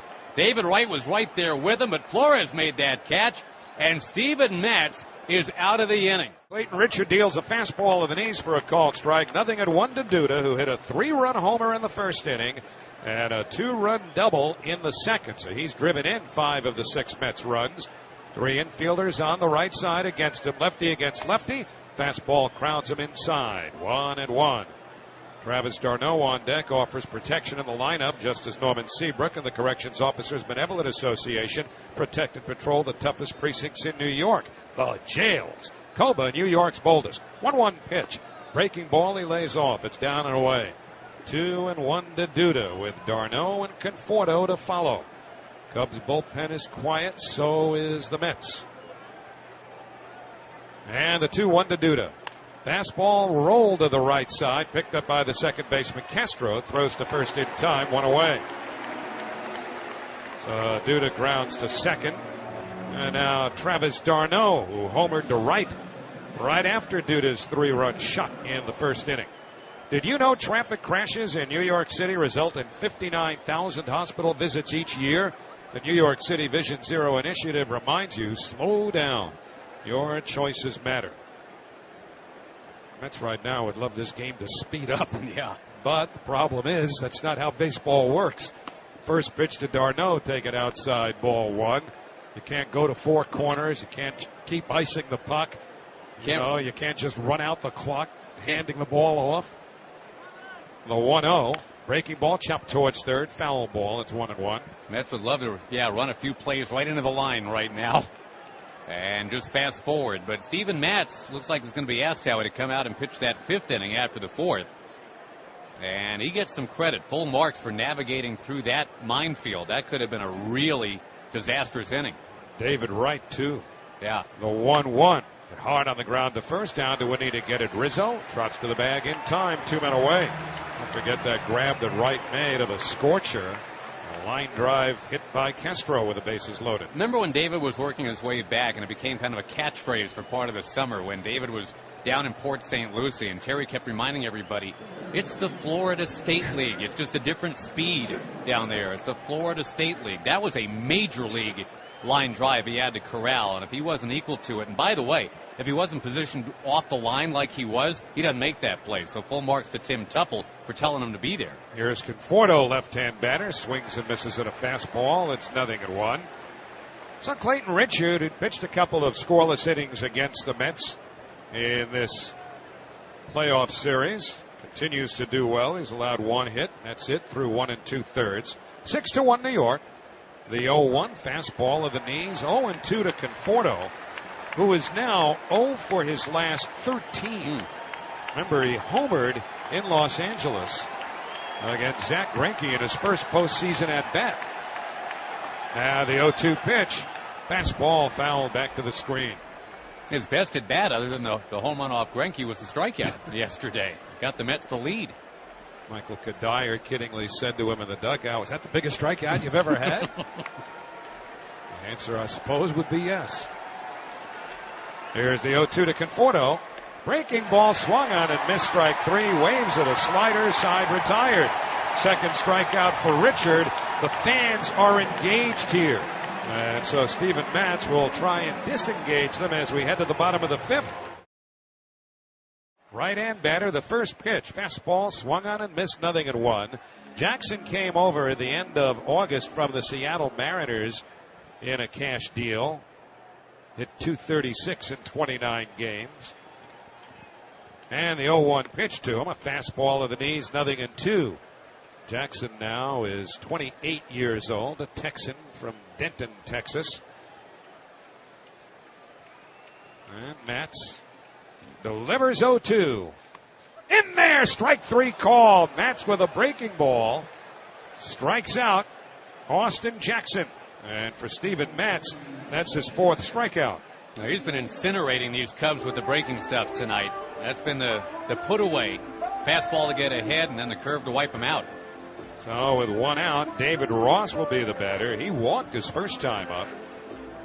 Ross, 38-year-old catcher, now with his 7th team in the big leagues. And he's also pitched twice this year. He pitched a 1-2-3 inning in blowout games. Well, if Ichiro can pitch, if Chad Pennington can pitch in a playoff game. First pitch to Ross, fastball outside, ball 1. That seemed a little out of sorts, didn't it? I mean, you're losing a playoff game by 12, and the guys are in there in the dugout laughing about it with a second baseman on the mound. The 1-0 on the way. Fastball hit high in the air to right field, not deep. Granderson moving towards the line now back. Makes the catch, 2 men away, and you could see, well, you'll have to trust us because you could only hear it, but we could see how the wind was really taking that ball back. Granderson moved in and thought he was going to have to go just over towards the line, and he had to backpedal. So 2 away, and Dexter Fowler coming up. Granderson grew up in these swirling Chicago winds. Was not a Cub fan, was a Braves fan. Would watch the Braves on the Superstation, the other Superstation growing up because the Braves were good. Said he watched WGN only for Saved by the Bell.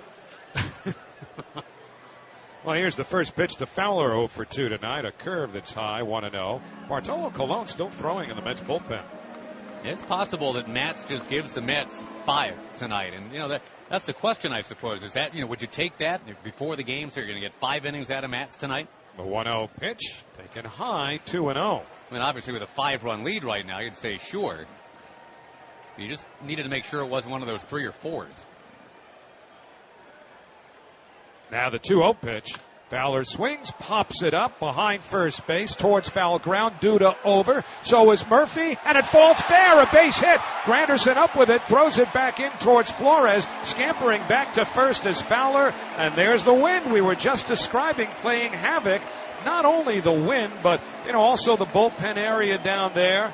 There were more over towards the home plate part of the bullpen, which is flat ground as opposed to the elevated mound 60 feet 6 inches away. But they were in a triangle there, and nobody was able to come up with it. A bloop single. Duda was definitely not going to be able to get to it. I think Granderson should have called off Murphy, especially since he just navigated those same currents. But Murphy was calling, and now the Cubs are gifted an opportunity. So now Matz has to face the power-hitting right-hand hitter, Jorge Soler, who doubled inside the first base bag his last time up. First pitch, and a breaking ball high, ball 1. Nissan's an easier choice than ever with their most exciting and fuel-efficient lineup. Now get great offers across their full line. Shop at your local Nissan store and choose Nissan.com. 6-1 Mets, 2 out, last of the 5th. Fowler the runner at first, Duda holding. Murphy shades towards the bag at second. Matz tosses to first, but Fowler is on the bag. You never rule anything out. You would kind of doubt Fowler would be running here, even though he did steal 20 bases during the year. Matz sets. Here's the 1-0. Fastball line to center. That's a base hit. Charged by Lagares. Fowler will stop at second. And, well, the out that wasn't now becomes a bigger and bigger problem and creates a bit of a quandary for Terry Collins. He's got Colon ready in the bullpen. Terry looks like he's inching towards the dugout steps. He's heading. Oh, here he comes. I think he's going to make the move. Yep, here comes Terry. He's headed out to the home plate umpire, Paul Emmel. And Bartolo Colon, a guy who's not used to coming out of the bullpen in these situations, apparently is going to come on to face Chris Bryant with runners at first and second. 2 out here in the bottom of the 5th inning. The Mets leading 6-1. Kurt Neuenhuis will come into the game, and we'll see where he's going. It may well be to left field for Michael Conforto, but this pitching change is sponsored by the New York Lottery. Make the most of the numbers in front of you every day. Play Win 4 and numbers from the New York Lottery. Colon making his 4th relief appearance. And he has struck out Bryant the last 2 times he's faced him, Howie. And also, keep in mind, Bryant has not been swinging the bat real well in the postseason overall. We've seen Nice against Rizzo for those same reasons. Bullpen quiet now. This is Colon. His first pitch. Fastball in for a called strike. 0-1. So whether Steven Matz was tired, it certainly appeared his ball was coming up more than just occasionally. Maybe a little unnerved by that bloop that probably should have been caught, that fell in for a base hit. It's now Colon. Outfield straight away, the 0-1. Taken off the outside corner, 1 ball and 1 strike. Left-hand hitting Anthony Rizzo is on deck. You just hate that it's his part of the order and the wind blowing out. But Colon, when he's on, keeps that ball down. The Mets 6, the Cubs 1. Murphy shading towards the bag at second, trying to keep Fowler close. Soler at first, the 1-1. Fastball over a called strike. It's 1-2. Hit the outside corner. But Paul Emmel, one of the very few people in this building who felt that way. Right at the bottom of the zone and right on the corner, borderline, but flips the count in Bartolo's favor. David Wright is deep at third and behind the bag, very close to the line. Colon sets. Checks the runners. The 1-2 pitch. Outside, he went there again, but missed. It's 2-2. Yeah, further off the plate that time. Joe Madden, reading lips just a moment ago, hollered, "Let's go," to Paul Emmel, who did not crane his neck to look back at the Chicago manager. Colon works from the first base side of the rubber. Colon staring into d'Arnaud. 6-1 Mets. Fowler at second, Soler at first. 2 out here in the 5th, and out time called. Remember, Bryant struck out 199 times during the regular season. Colon sets, checks the runners. The 2-2 pitch. Outside, ball 3, and now the runners will have an automatic start. And Colon, who generally walks very, very few, has to work on his cleats. He's at the scraper at the back of the mound, getting some excess dirt at him. The spikes. Bryant walked 90 times in the regular season. Got a great eye. So the runners will be going on 3-2. Crowd standing, waving their white towels. Colon sets at the letters. Here's the pitch. Swung on and missed. Strike 3. Side retired. Bartolo Colon throws a hard sinker past Bryant, and the Cubs are done in the 5th. No runs, 2 hits, no errors, 2 left. At the end of 5, it's the Mets 6, the Cubs 1 on the WOR Mets Radio Network. Oh, actually, this is Cahill. Yeah, I'm just looking down there, too, now. It's Cahill, not Grimm. Grimm had been warming up. And, frankly, I didn't even see Cahill get up. But he's been up several times, Howie, in this series. And on short notice. Maybe Grimm just left to go in for his interview. Well, Grimm's been pitching a lot better than Cahill, that's for sure.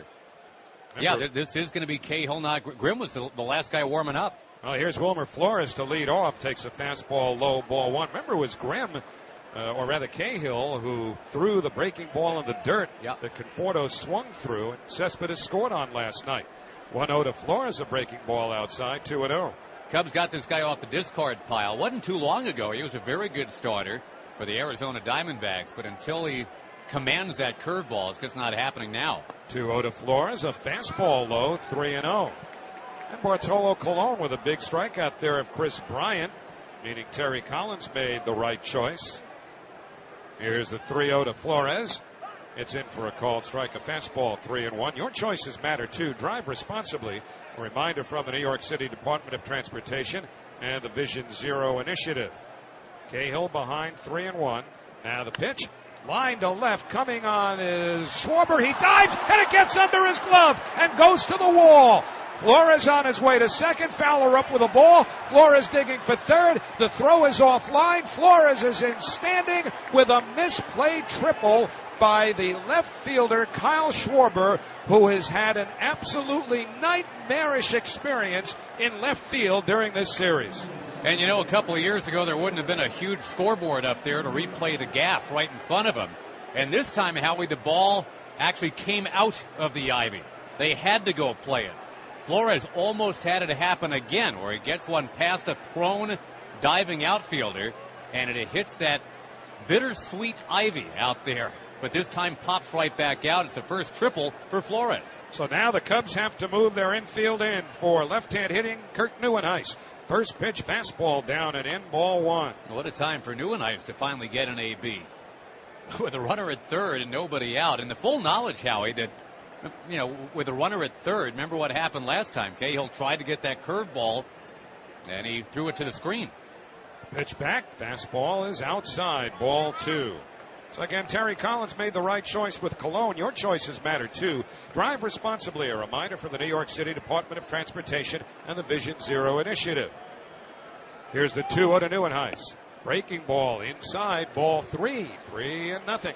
Howie, yesterday Duda had a bunt, and tonight Flores has a stolen base and a triple. The world is completely upside down. Here's the 3-0 pitch. Fastball over, a called strike, 3-1. Well, right here, Neuenhuis has so many ways to get this run home. You've got all four infielders up. The outfield is tightened up a bit. They want to give themselves a chance to make a play at the plate. Here's the 3-1 pitch. Fastball over, a called strike, 3-2. Neuenhuis, of course, strikes out a lot. And that's something you worry about here. You just want to put the ball in play. Flores not a fast runner at all. Here's the payoff pitch.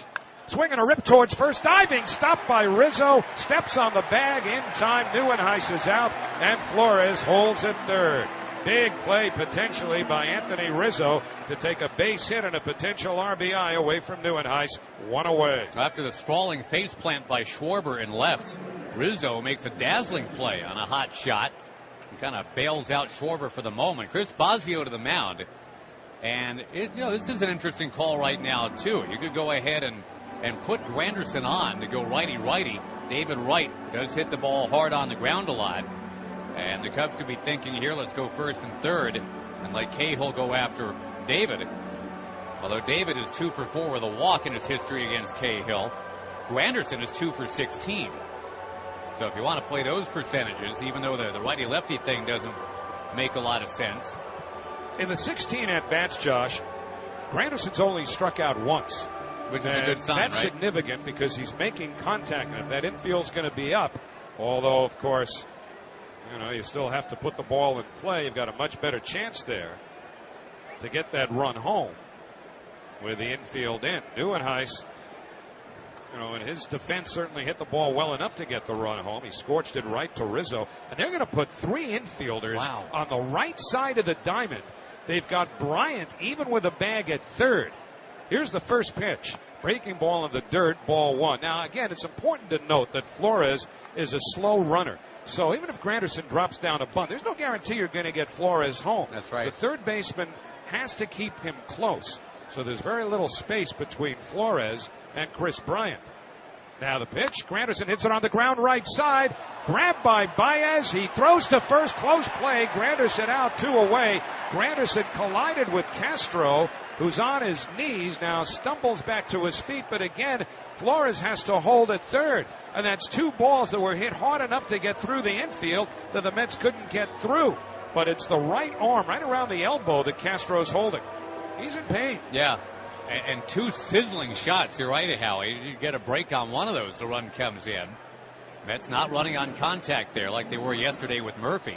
It's just hard with the infield in. Yep. And Flores such a slow runner. Well, and they had Granderson pegged. I mean, he hit it exactly into that shift. Castro waving off medical attention, and as it turns out, it is left to David Wright.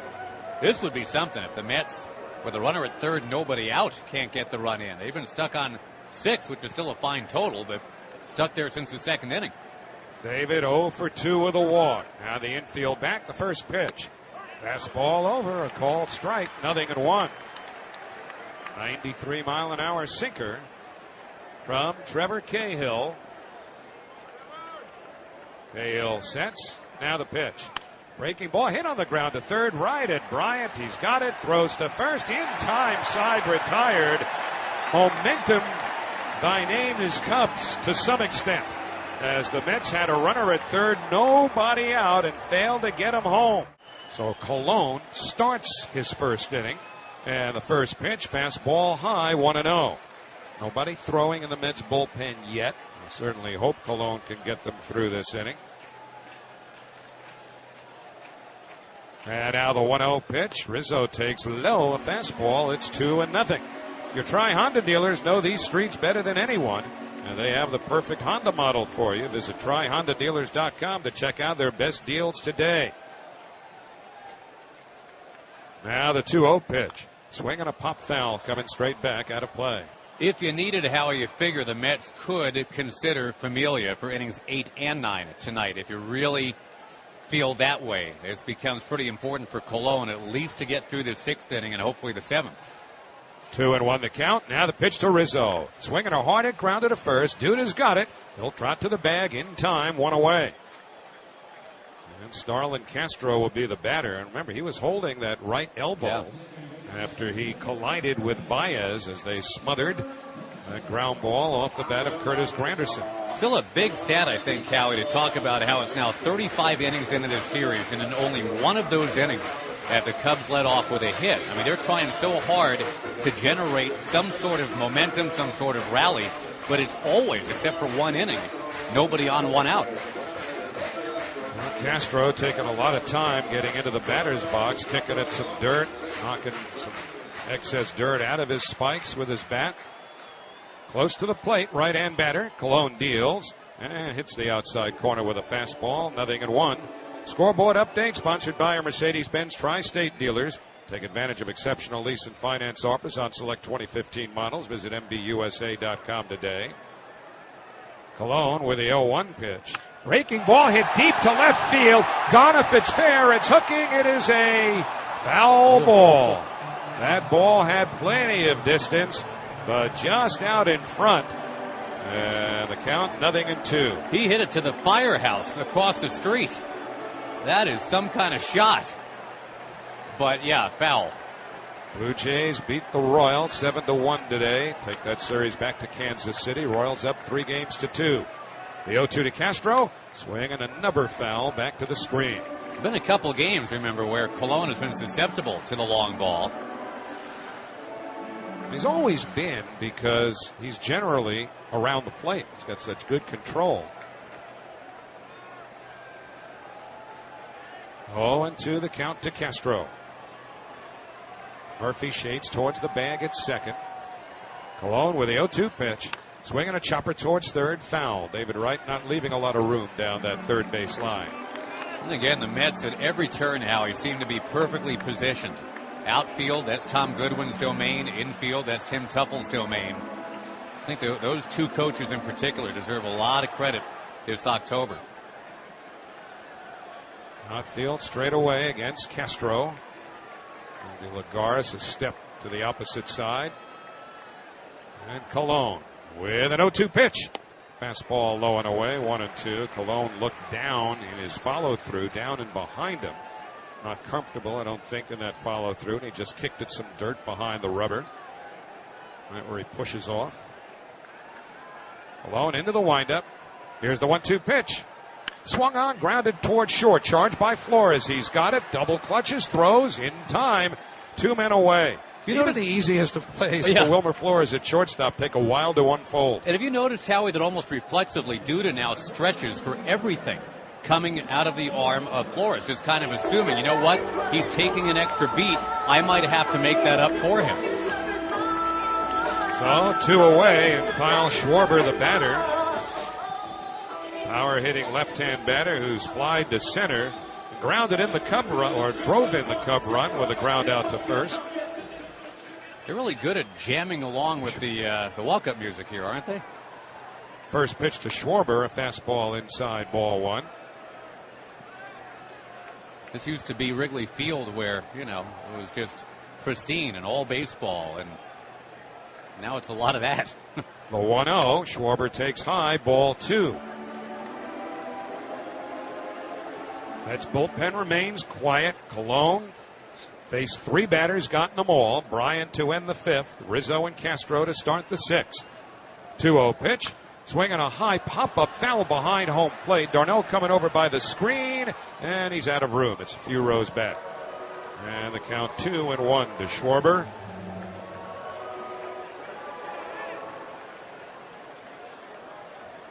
Schwarber setting a franchise record for the Cubs with postseason homers, but You know, they've only been in a couple of postseasons since they extended to a wild card scenario, and you had 2 rounds, and of course the divisional play. 2-1 pitch, pop foul, coming back into the seats to the left of home plate, 2-2, but he's got 5 homers. First ever before the age of 23 to hit 5 homers for anyone in a postseason. But he has struggled defensively in left field, to be sure. 2-2 the count. 2 out, nobody on. 6-1 Mets, last of the 6th. Colon delivers the 2-2. Low and off the glove of d'Arnaud. The count full. Javier Baez, a right-hand hitter, is on deck. Steven Matz went 4 2/3, gave up 4 hits and 1 run. Didn't allow a hit through the first 3 innings, walking 1. They started to get to him the second time through the order. And I think that was a big concern of Terry Collins as well. Not just that he was starting to come up. Here's the payoff pitch. Inside, ball 4. Colon allows a 2-out walk to Kyle Schwarber, and it'll bring up Javier Baez. Now, you've seen a lot more Mets baseball than I have, but can you recall a more excruciating 5-run lead? I mean, it's the Mets 6 and the Cubs 1, but every inning it seems like the Cubs now are flickering towards some sort of rally. And you're into the spot in the Mets bullpen that has to be considered something of a soft underbelly. You're in a ballpark where the ball will fly, as do the decibel levels. And so here is Baez, 0 for 2. First pitch, low outside, ball 1. Nobody throwing in that Mets bullpen yet. It's funny how you've got known strike throwers, Matz and Colon both. They've been behind in the count a lot tonight. Yet here are the Mets leading 6-1. Murphy playing up the middle, shaded towards the bag, just to the right of it at second. The 1-0, line to center, coming on Lagares, still coming, makes the catch, side retired. For a moment, Lagares looked like he thought he'd have to shoestring that, but the ball held up, and the Cubs are done in the 6th. Strop just has to get up there and face Daniel Murphy, that's all. Murph with 2 hits tonight. Now a 400 hitter for the postseason. Hasn't homered yet tonight, which somehow is a disappointment. Wind is blowing out. Mets ahead by 5, and the pitch is to the outside corner, strike 1. Took Mike Piazza 22 postseason games to hit a Mets record 5 postseason homers. Murphy tied that in 7 games and broke it in 8. Juan Lagares to follow. Remember, he's on because Cespedes is out with a sore shoulder. If the Mets win tonight, they've got a few days for everybody to heal up. Time requested again. Murphy, he's spotting something out there beyond Strop. I'm not sure what, but he stepped out a couple times on him. And now Murphy having a little conversation with the catcher, Mr. Ross. And now Strop will step off. At some point, he's got to pitch to Murphy. The 0-1, up and outside, 1 ball, 1 strike. And pretty funny, the only other player ever to homer in 5 straight playoff games, Carlos Beltran, symbol of Mets postseason frustration. Pitches low and inside on Murphy, made him dance right there. Here is Feet with a 95-mile-an-hour fastball. A possible message there. Yeah, try to make Murphy uncomfortable. Oh, we talked about this last night. You know, as locked in as he's been, it's amazing there haven't been more instances where pitchers have, brushed him back, knocked him down, whatever. Not condoning hitting him. We're just saying part of the game has always been for the pitchers not to let a hitter get comfortable. 2-1 pitch to Murphy. Swing and a miss over top of a hard biting slider. 2-2. We can have Delgado's 06 postseason run. Rusty Staub's in 73 if you want as well. What Murphy's been doing, it's a mind bender. They give him room in right center. And again, the wind is blowing out to right center right now. Mets ahead 6-1. The pitch taken. Fast one inside. That looked like a quick pitch right there. Yeah. You've seen that from a couple of Mets pitchers. There is action in the Met pen now, by the way. Looks like Addison Reed. Now it makes some sense. Give him a nice clean start to an inning. Have to get a better look. I think that's Reed. 3-2 on the way to Murphy. Swinging, he clubs it in the air. Right center field. It goes to the track. It goes to the wall. It short hops the ivy and bounces out of the ivy. Give Murphy a double this time. And he continues to just sizzle here the entire postseason. Didn't jump all the way out, and you're left almost wanting it right there. You just kind of assumed that ball would travel all the way out. It short hopped the wall.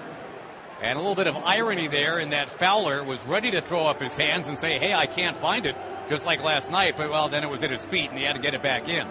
Murphy will take a little satisfaction from the fact that Strop did come down and in rather hard near his foot. Whether there was any intent or not, A, Strop will never say, and B, would be totally understandable because of what we discussed given Murphy's comfort level, but now he's a little more comfortable with his third hit of the game. Notice has been served in L.A. and Chicago. Don't mess with the Murph.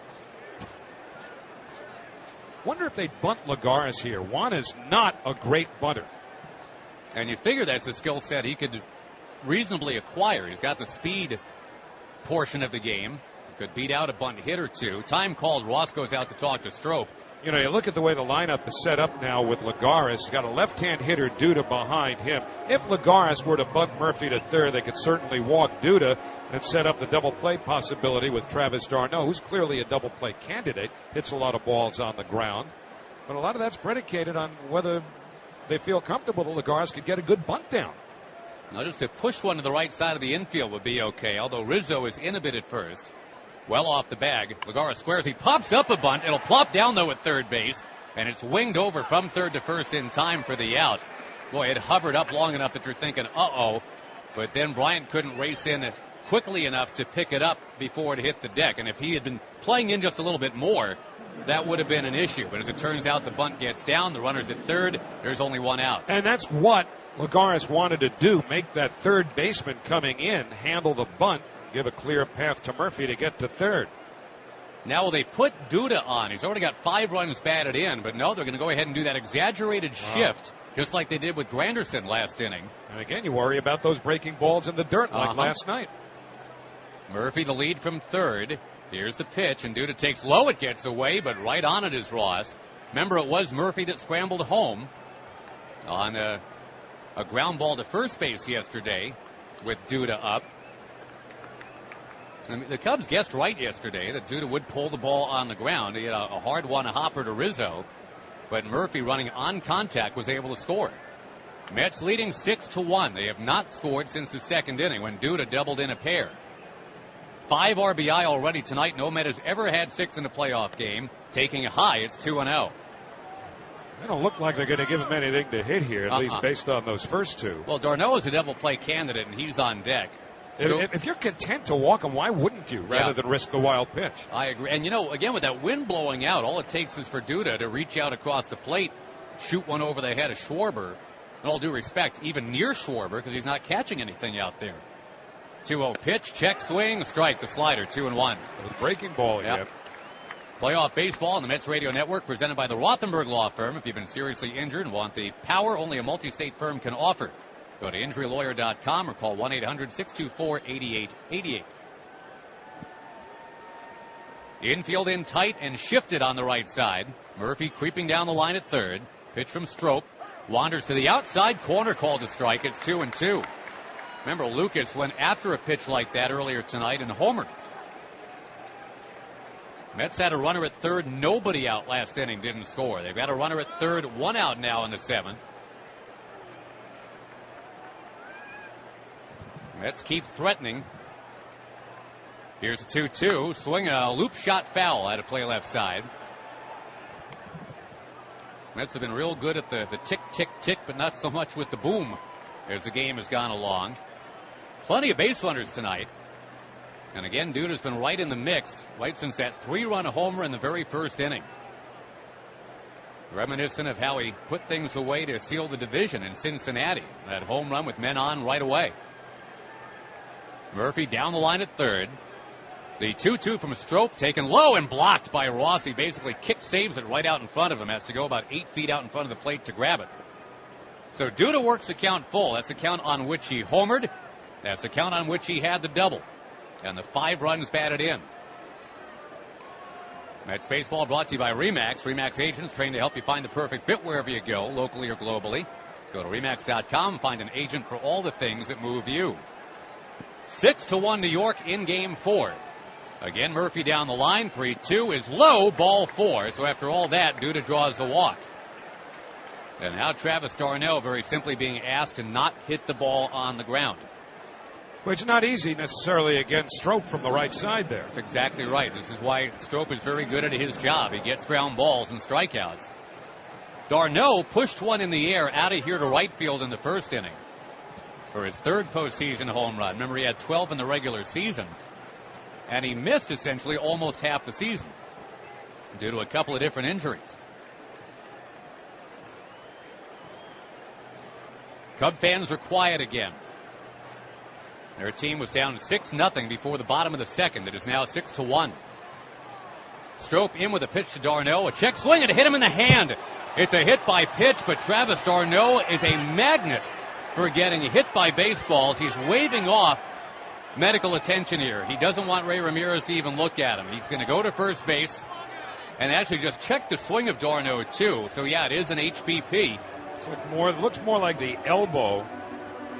Yeah, you're right, and he's got a guard on that forearm, but I don't. Well, I'm looking at the replay. I can't tell if I've got a forearm or wrist. He was holding the elbow, but it looked closer to the wrist. Kelly Johnson will pinch hit. This is Cologne's spot in the order, and Chris Bosio will wander on out to the mound. No action in the Cub bullpen. This is Strop's inning. Let's quickly pause for station ID on the WOR Mets Radio Network, driven by your Tri-Honda dealers. Get tomorrow started with Len Berman and Todd Schnitt in the morning, 6 till 10 on the home of the Mets, 710 WOR New York. Josh Lewin and Howie Rose with you. The Cubs, remember, had all the momentum, everybody said, heading into this series. They had won 16 of their last 18 games. But now they are down 0-3 in a best of 7, and they trail here in Game 4, 6-1. And the Mets have a chance to blow the lid off this thing. The Cubs have been so close to getting back in this game the last several innings. And if Kelly Johnson can come up with a pinch hit here, drive in 1 or 2, boy, you'd breathe a whole lot easier. Number 7 spot in the order. This became Cologne's spot in the order with a double switch. And the veteran left-hand batter, Kelly Johnson, with that two-toned bat deep in the box, swings right away, fouls it back. It's been a difficult time for Kelly Johnson just to try to get any kind of work here lately. The Mets just haven't needed him. It's not an indictment of his ability. All he can do, though, is just take batting practice and try to stay as sharp as he can. 1 out of 2 lifetime against Strop, by the way. 0-1 pitch. He is outside 1-1. Wilmer Flores is on deck. And, of course, there's been a whole lot of magic off of Wilmer's bat ever since the non-trade to Milwaukee. He was almost traded 90 miles away from right here at Wrigley Field. Bases loaded, 1-1, taken low, 2 balls, 1 strike. Mets have 9 hits in the game. They've got a 6-1 lead, but again, they have not scored since that 2-run double from Duda back in the second. Murphy at third, Duda at second now. d'Arnaud at first. 2-1 pitch, swinging a line shot but foul down the third base side. He gave it a good rip. 96-mile-an-hour heat that he couldn't turn around. 5 Cub pitchers tonight, only 2 used by the Mets. Steven Matz, not eligible for the win, was lifted 1 out shy. Cologne has done a very nice job, and now it's Kelly Johnson trying to get the Mets a little bit more room here. They're up 6-1. 2-2 pitch, swinging a foul, blooped to the seats on the first base side. Will do it again. And Ross again will go to the mound. Seems like this is a 9-hour game, and I'm sure it's because time slows down when things are getting exciting. The Mets are getting very close to where they haven't been since 2000. Cub fans shed no tears for that last statement. They haven't been where we're talking about since 1945. And haven't won the thing since 1908. Infield, a double play depth with 1 out. Here's the pitch. Swing and a miss. He got him with the slider. And you know, that last meeting at the mound might have been Howie Ross convincing Strop, if you throw that slider, I got you. I'm not going to let it bounce away. I need you to throw that pitch right here. That was a good pitch. Last night it was Miguel Montero, the catcher, who let the breaking ball from Trevor Cahill get away on Conforto's strikeout.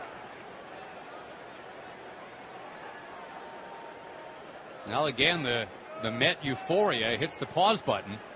Nothing to celebrate quite yet, and here is Flores, who's had 2 gift hits in this game. Yeah, he sure has. The last one, a triple by a sprawling Schwarber. Pitch on the way from Strop, and Flores rips it foul off the catcher's mask. 0-1. It's a game for Flores with a triple and a steal. He's never had that before. That's not exactly his skill set. Kirk Neuenhuis on deck. Again, the Mets last inning had a runner at third, nobody out, didn't score. Leadoff double here in the 7th. And still trying to get Murphy home now from third. Bases full of gray uniforms, and the pitch hit in the air towards right.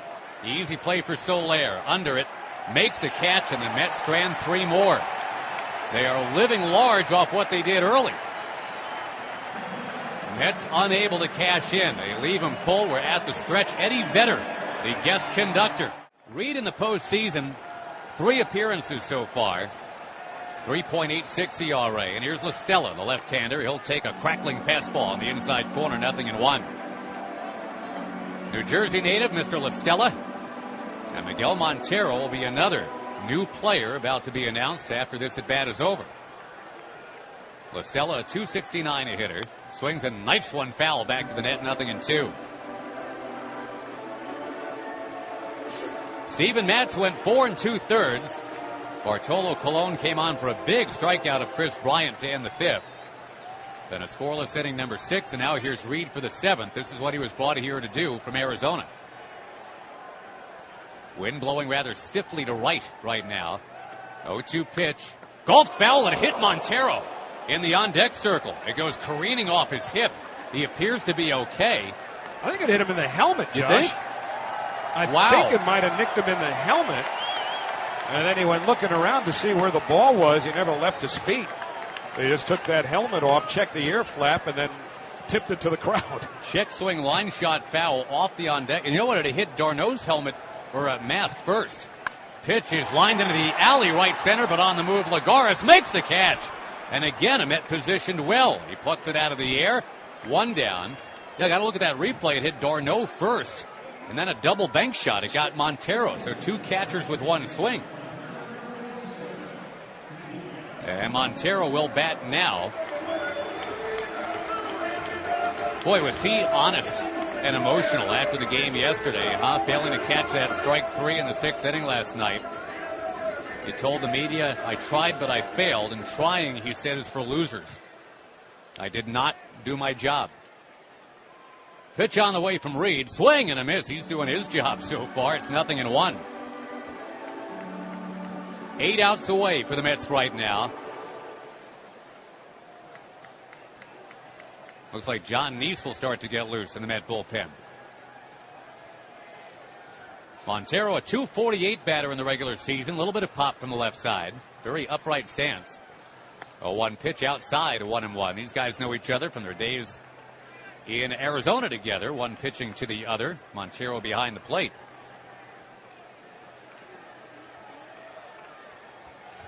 Big night for Duda, carrying the Mets so far. The pitch taken on the outside corner, called a strike 1 and 2. It is 6-1 New York. They have won 4-2, 4-1, 5-2 to make it a 3-0 hole for Chicago. Trying to elongate the misery here. The set. And the 1-2 delivery coming. Swing and a miss. He got him. Addison Reed, 2 up, 2 down. And now you just start to wonder about the 8th inning. Where do you turn there? But first things first, I suppose. Top of the order, Dexter Fowler. Got to keep him off base. Yeah, it's an interesting point, but, Terry Collins still has to be mindful of the possibility of tomorrow. And I don't know that you would go to Familia necessarily for a 2-inning save, but with what's on the line, he might decide that's the fastest way back to the clubhouse. So here is Fowler now, who had the little bloop that the wind took and parachuted down for a hit in the 5th inning. Pitch on the way. He swings and bounces one slowly to second. Murphy cajoles it into his glove. He's got it. Throws to first. The inning's over. Nice clean sheet for Mr. Reed out of the bullpen. 1-2-3. He sends him away. The Mets have the lead. Pretty big lead at the end of 7 here in Game 4. It is 6-1 on the WOR Mets Radio Network, driven by your Tri-Honda dealer. To bat in the 8th and or 9th. But they were 16-2 coming into this series in their last 18 games. The Mets have simply stepped on their throats so far. They've got the 6-1 lead tonight. Rodney is about to unleash here to Kirk Neuenhuis to open the 8th inning. Here to take you the rest of the way, the radio voice of the New York Mets, Howie Rose. All right, Josh, thank you very much. So Rodney, who came over from the Seattle Mariners in late August, the right-hander, to Neuenhuis, the left-hand batter, and a fastball outside, ball 1. Rodney, from the Dominican Republic, came up back in 2002 with the Detroit Tigers. Had some real good years there, but just a couple of years ago, really was last year, say 48 games for Seattle. The 1-0, breaking ball in for a called strike, 1-1. He was with Tampa Bay, pitched for Joe Madden a couple of years ago. And when the Mets were down there to play the Rays, here's the 1-1 pitch to Neuenhuis. Inside and low, 2-1. That's when Jordani Valdespin was with the Mets. Valdespin was a real character, as you probably know, but Valdespin's also from the Dominican, and he looked up to Fernando Rodney. Well, you've heard of Evan Longoria, I'm sure, all-star third baseman. 2-1 pitch, fastball in for a called strike, 2-2 to Neuenhuis. Well, Longoria was stretching at the time while the Rays were on the field, and Valdespin, and Longoria's never heard of Valdespin. He's going, hey, he's calling out like that to Longoria. 2-2 on the way, swing and a miss at a changeup, strike 3, and Neuenhuis down on strikes. 1 away, and Curtis Granderson coming up. Longoria finally looks at Valdespin and says, yeah, what do you want? He says, you tell Rodney I want to say hi to him. Oh, sure, I'll get right on that. Really? Yeah. And at the time of our recall, Longoria was rehabbing an injury, too. Right. So he had other things on his plate. Well, now here's Granderson. Bryant, the third baseman, takes part in the overshift and moves to the right side, and there have been some changes we'll tell you about for the Cubs here. First pitch to Granderson, a fastball of the knees for a called strike 1. Montero stays in behind the plate. La Stella stayed in at second, so Baez left the game. Castro moves over to shortstop. He's the one Cub on the left side of the infield. Pitcher's spot for the Cubs is 7th. The 0-1 to Granderson. Breaking ball in the dirt, 1-1. Now, it is 6-1 Mets, but from a Mets standpoint, you look back at some chances they've had to expand that lead. They have a right to feel a little uncomfortable with a 5-run lead in this ballpark against some big power hitters. The 1-1 pitch on the outside corner. Granderson held up. Good pitch there by Rodney has changed. And the count 1-2. Granderson started the game with a single. Then he stole second and later scored. When the Mets scored 4 first-inning runs, Granderson scored on Duda's 3-run homer, which was followed by a d'Arnaud home run. 1-2 pitch, fouled off to the left of the screen. So Fernando Rodney, the 6th pitcher that the Cubs have used in this game. Tyler Clippard is getting ready for the Mets. And I don't think Jerry's Familia will be too far behind, depending on what happens in the bottom of the 8th inning. 6-1 Mets. 1-2 to Granderson. Rodney deals. Change up, swung on and missed, strike 3. Gorgeous pitch. Granderson down on strikes. Rodney has struck out both hitters he's faced. And with 2 away, it'll bring up David Wright.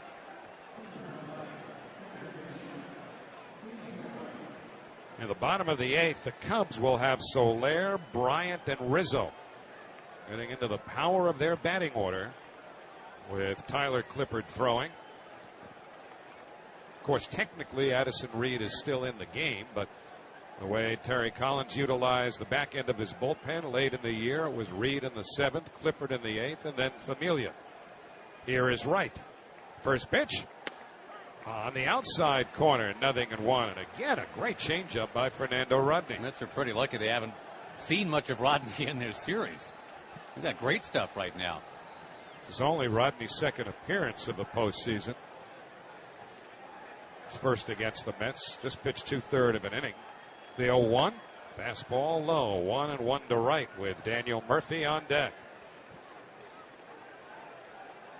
Wind continues to, right now, according to the flags, angle out towards left.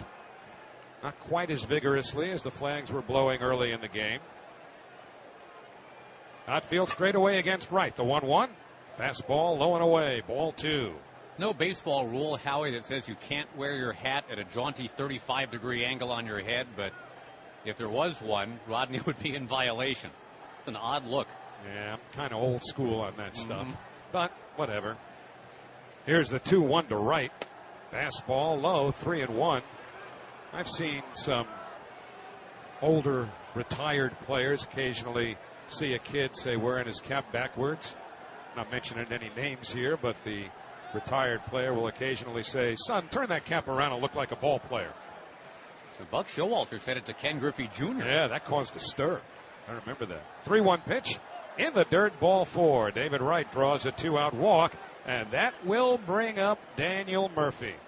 Well, if indeed the Mets hang on here at 6-1 in the 8th inning, seems rather obvious who the MVP of this series is, doesn't it? I mean, Murphy so far, 8 out of 16 with 3 home runs. That was after 7 for 21 with 3 home runs against L.A.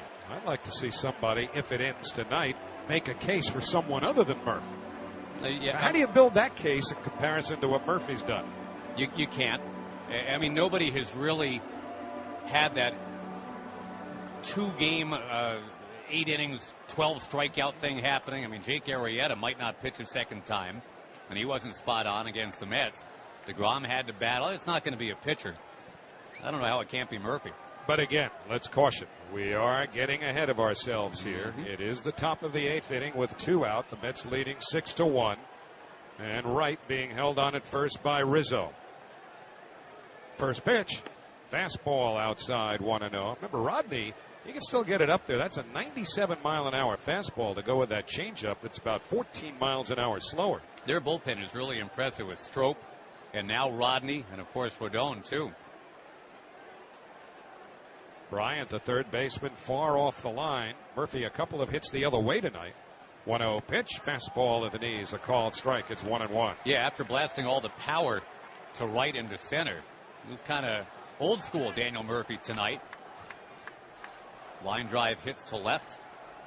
Led off the 7th with a double to straightaway center. Mets loaded the bases with 1 out. Couldn't get a run home. Hhere's the 1-1 to Murph. Swinging a high fly ball, well hit, right center. It's got a chance. It's near the wall. He did it! Another home run for Murphy! He hits it into the front row of the bleachers to the right of the 400-foot mark. The Daniel Murphy fairy tale, at least in this series, is pretty well complete. Murphy has now homered in 6 straight postseason games. A 2-run homer. The Mets lead it 8-1. Murphy took a slow trot around the bases. He's prancing into the dugout now. You cannot believe what has become of Daniel Murphy. Go ahead, find something to say, Josh. I'm out. Well, I'm just waiting for him to pick up his hardware in about half an hour. Unless something goes cataclysmically wrong, he's the MVP of the planet right now. No men had ever homered 6 games in a row in the regular season. Juan Lagares hits one on the ground to third. Charged by Bryant. He short hops, throws to first in time. Side retired. Well, you take a couple of minutes and ponder the superlative, and if you can think of anything new, just send it to Match at Mets Booth on Twitter, because what we're seeing has really left us almost without anything left to say. Daniel Murphy does it again. 2 runs, 1 hit. No errors, nobody left. Middle of the 8th inning, the Mets 8, the Cubs 1. Tyler Clippard on to pitch to Jorge Soler to start the bottom of the 8th. First pitch fastball is taken for a called strike, 0-1.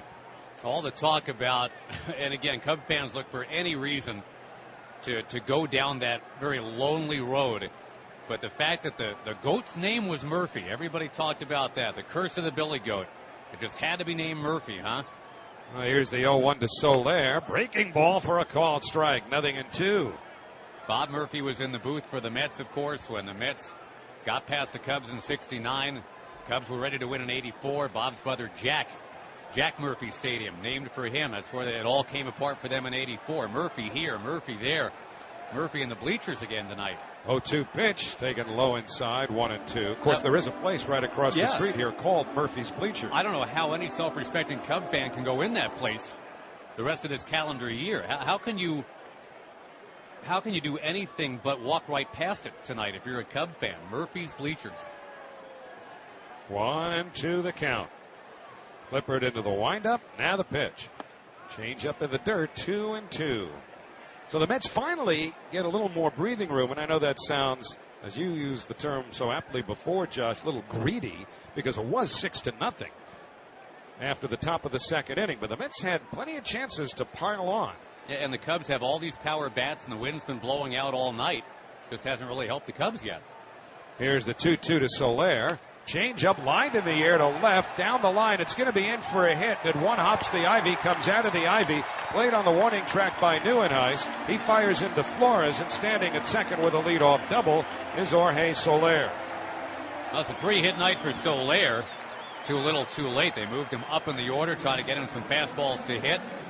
But 8-1 right now. Let's pause for station identification on the WOR Mets Radio Network.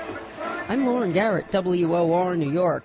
30-year-old Tyrone Howard charged with first-degree murder in the killing of Officer Randolph Holder. Details after the game. Howie Rose, Josh Lewin with you at Wrigley Field. Mets with an 8-1 lead here in Game 4, but now it's Chris Bryant to face Clippard. And Clippard, last couple of times out, certainly rebounded from a rough patch. Pitched a scoreless inning last night, as well as a scoreless inning in Game 2 on Sunday night. First pitch to Bryant, fastball. He can't hold the swing. He goes around at strike one. The latest swing by Murphy, though, the sweet play of the game. It produced a 2-run homer. Brought to you by Domino Sugar. The real way to do sweet. Visit dominosugar.com for recipes and coupons today.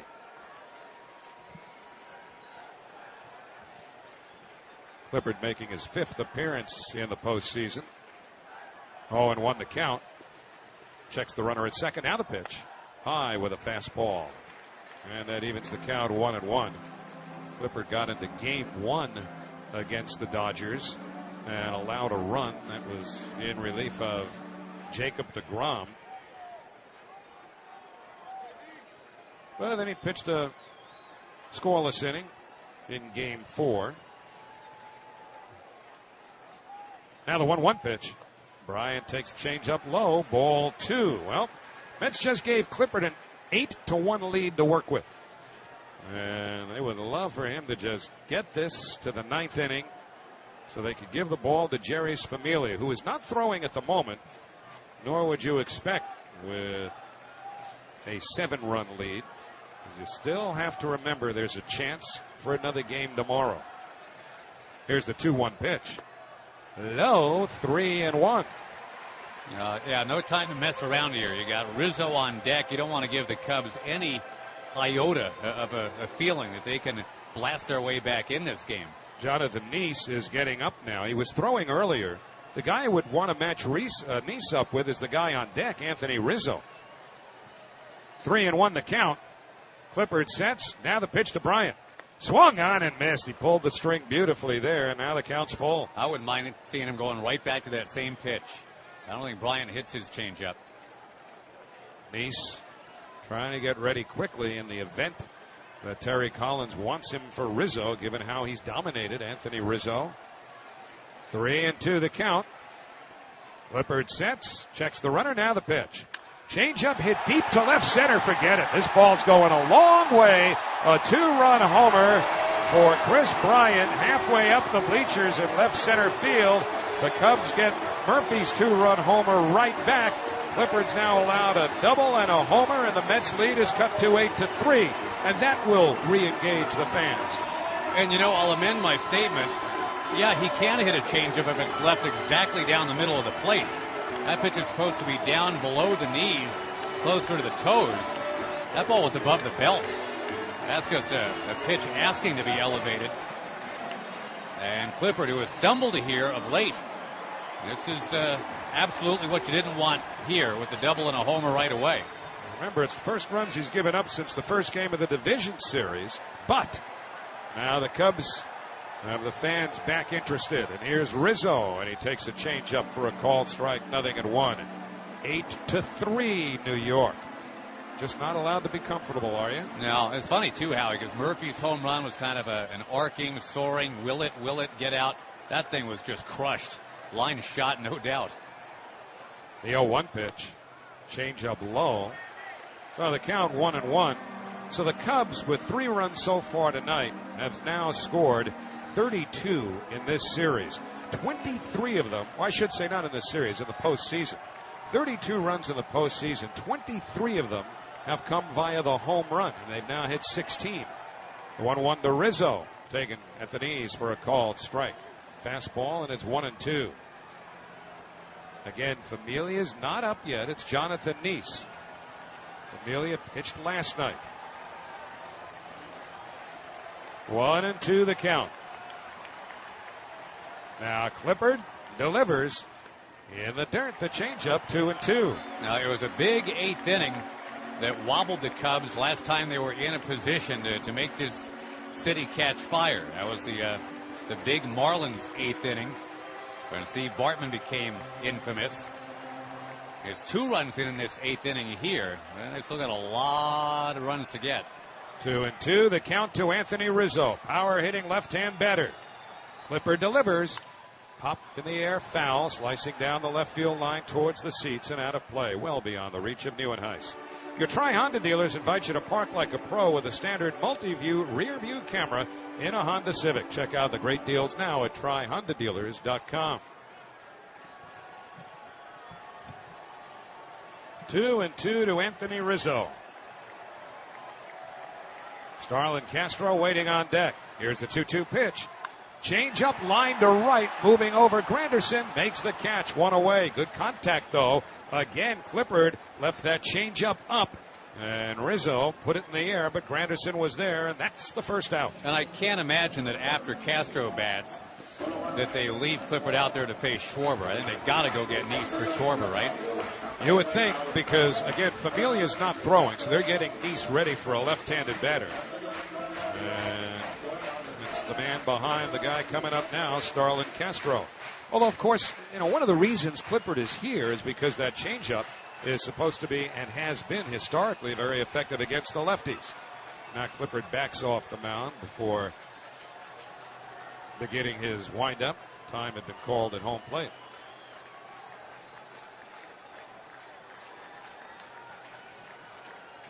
Now Clippard ready. Here's the first pitch to Castro. Change up for a called strike 1. Now Jeurys Familia is going to get up in the Mets bullpen. Castro had a key at bat in this game. It was in the bottom of the 4th. The Mets were leading 6-0 at the time, and the bases were loaded with nobody out. And he hit a scorching line drive to David Wright at third, who made a nice play to grab it for the out. The 0-1. Swing and a miss at the changeup, and the count 0-2. Next batter was Schwarber, and he drove home Soler from third with a ground ball out to first. And then Steven Matz got Javier Baez to foul out. And that was it. Well, the Cubs had 1 run in an inning where they might have had much more. Here's the 0-2 pitch. Swung on and fouled just off of Darno. 92-mile-an-hour fastball, and Castro just got a piece.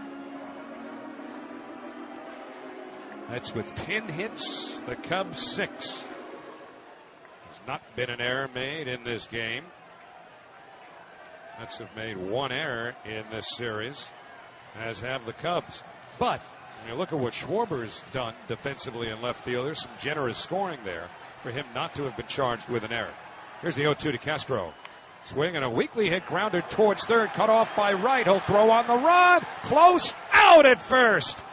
Good play by David Wright. We'll see if the Cubs want to have another look at this. It was a very close play. Starlin Castro doesn't think he beat it because he's already trotting off the field.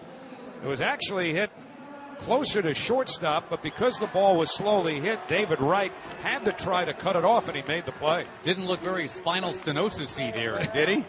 I mean, that's a tough play. You got to reach down, get right back up, and get a lot of steam on that ball. Duda, again, with a tremendous stretch.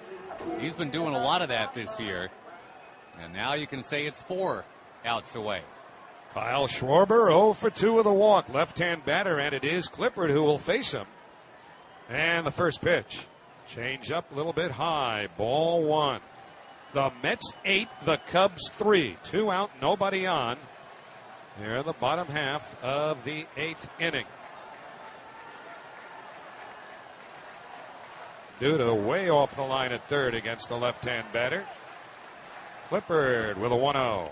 Fastball over for a called strike. It's 1-1. Tyler Clippard came to the Mets right at the trade deadline, and he proclaimed right then that the Washington Nationals, his former team, were beatable. Mets wound up sweeping 3 games with them at the end of July, beginning of August to tie for first. The 1-1 fouled back to the screen, 1-2. And not only was Clippard rather prophetic about the Mets' chances to beat the Washington Nationals, he played a part. Nobody thought that the Mets would at some point get up by double digits. Washington was supposed to run away with that division, and instead they morphed into complete chaos. 1-2, the count to Schwarber. Murphy out in short right field. The 1-2 pitch. Foul back to the left of the screen. Clippard went to the changeup again. Pitcher's spot is due up next. Chris DeNorfia, the right-hand batter, is on deck to hit for Rodney.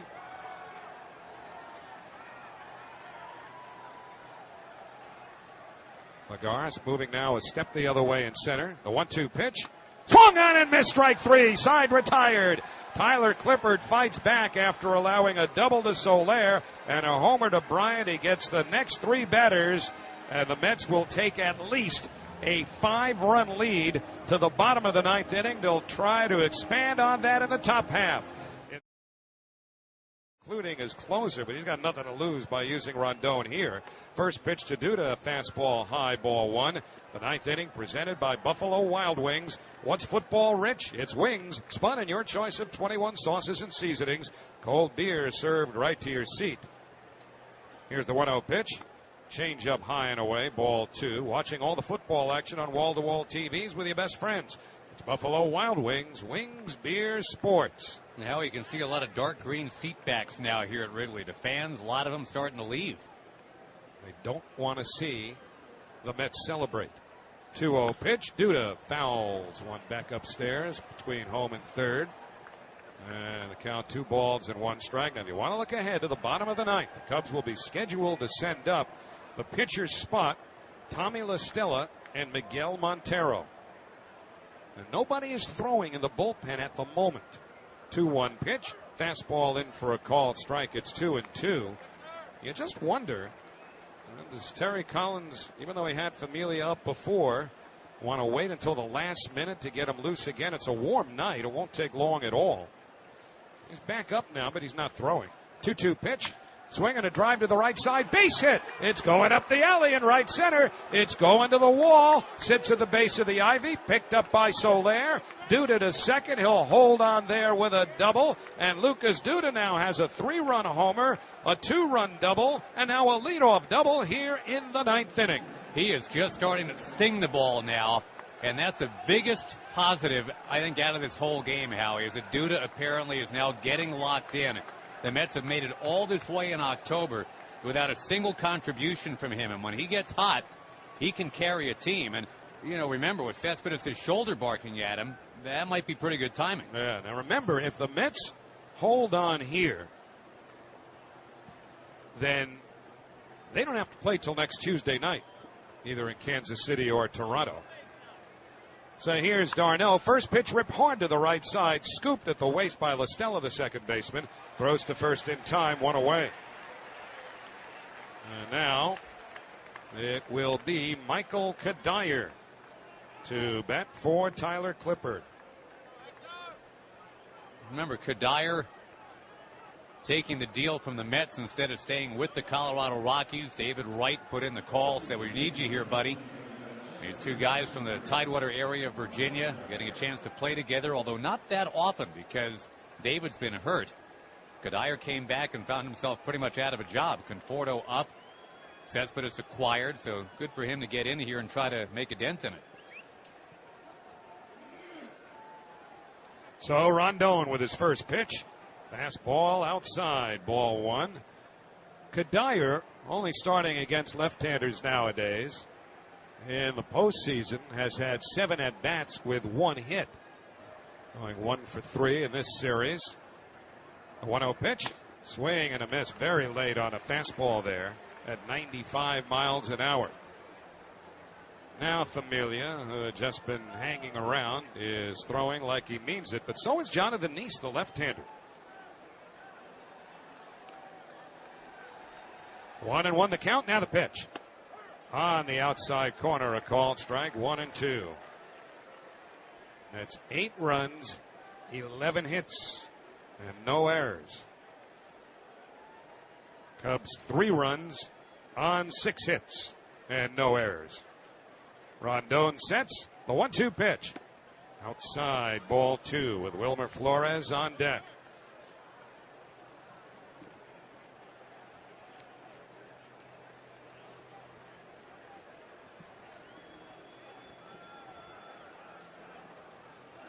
You look into the Mets dugout right now, all you see is nervous tension. And why not? The Cubs have a little different demeanor right now. 2-2 pitch. Swung on and missed, strike 3. A breaking ball in the dirt. And Kadire down on strikes for the second out. I mean, the Cubs don't necessarily have a look of resignation, but you can tell the Mets almost to a man have this air of anticipation. What does that mean? It means they're fidgety. They're moving around. They're not engaged in, at least from where we could see, anything particularly animated or playful, but there's a little nervous energy being spent down there, while the Cubs who are watching are more or less just draped over the railing in the dugout. So 2 away, and here's Wilmer Flores. First pitch, check swing, roller foul up the first baseline. 0-1. If indeed it gets to Familia, I mean, I think what the Cubs are now pondering as well, we got to find a way to get that many runs against that guy. I mean, Familia this year, for the whole year, has given up 16 runs, and the Cubs need 5 just to tie. Steven Matz had great stuff early, but it looked like he was starting to come up that second time through the order in the 4th inning. They started to hit some balls hard. 0-1 to Flores, fouled back to the screen. 0-2. And so may well be that so much of the recent past, which has featured so much inactivity for Mets, might have caught up to him. But either way, it was Bartolo Colon with an inning and a third scoreless. Addison Reed, a perfect 7th. Clippard gave up 2 in the 8th. We're at the top of the 9th, 8-3 New York. Duda led off with a double. He's still at second, 2 out. It'll be an 0-2 to Flores.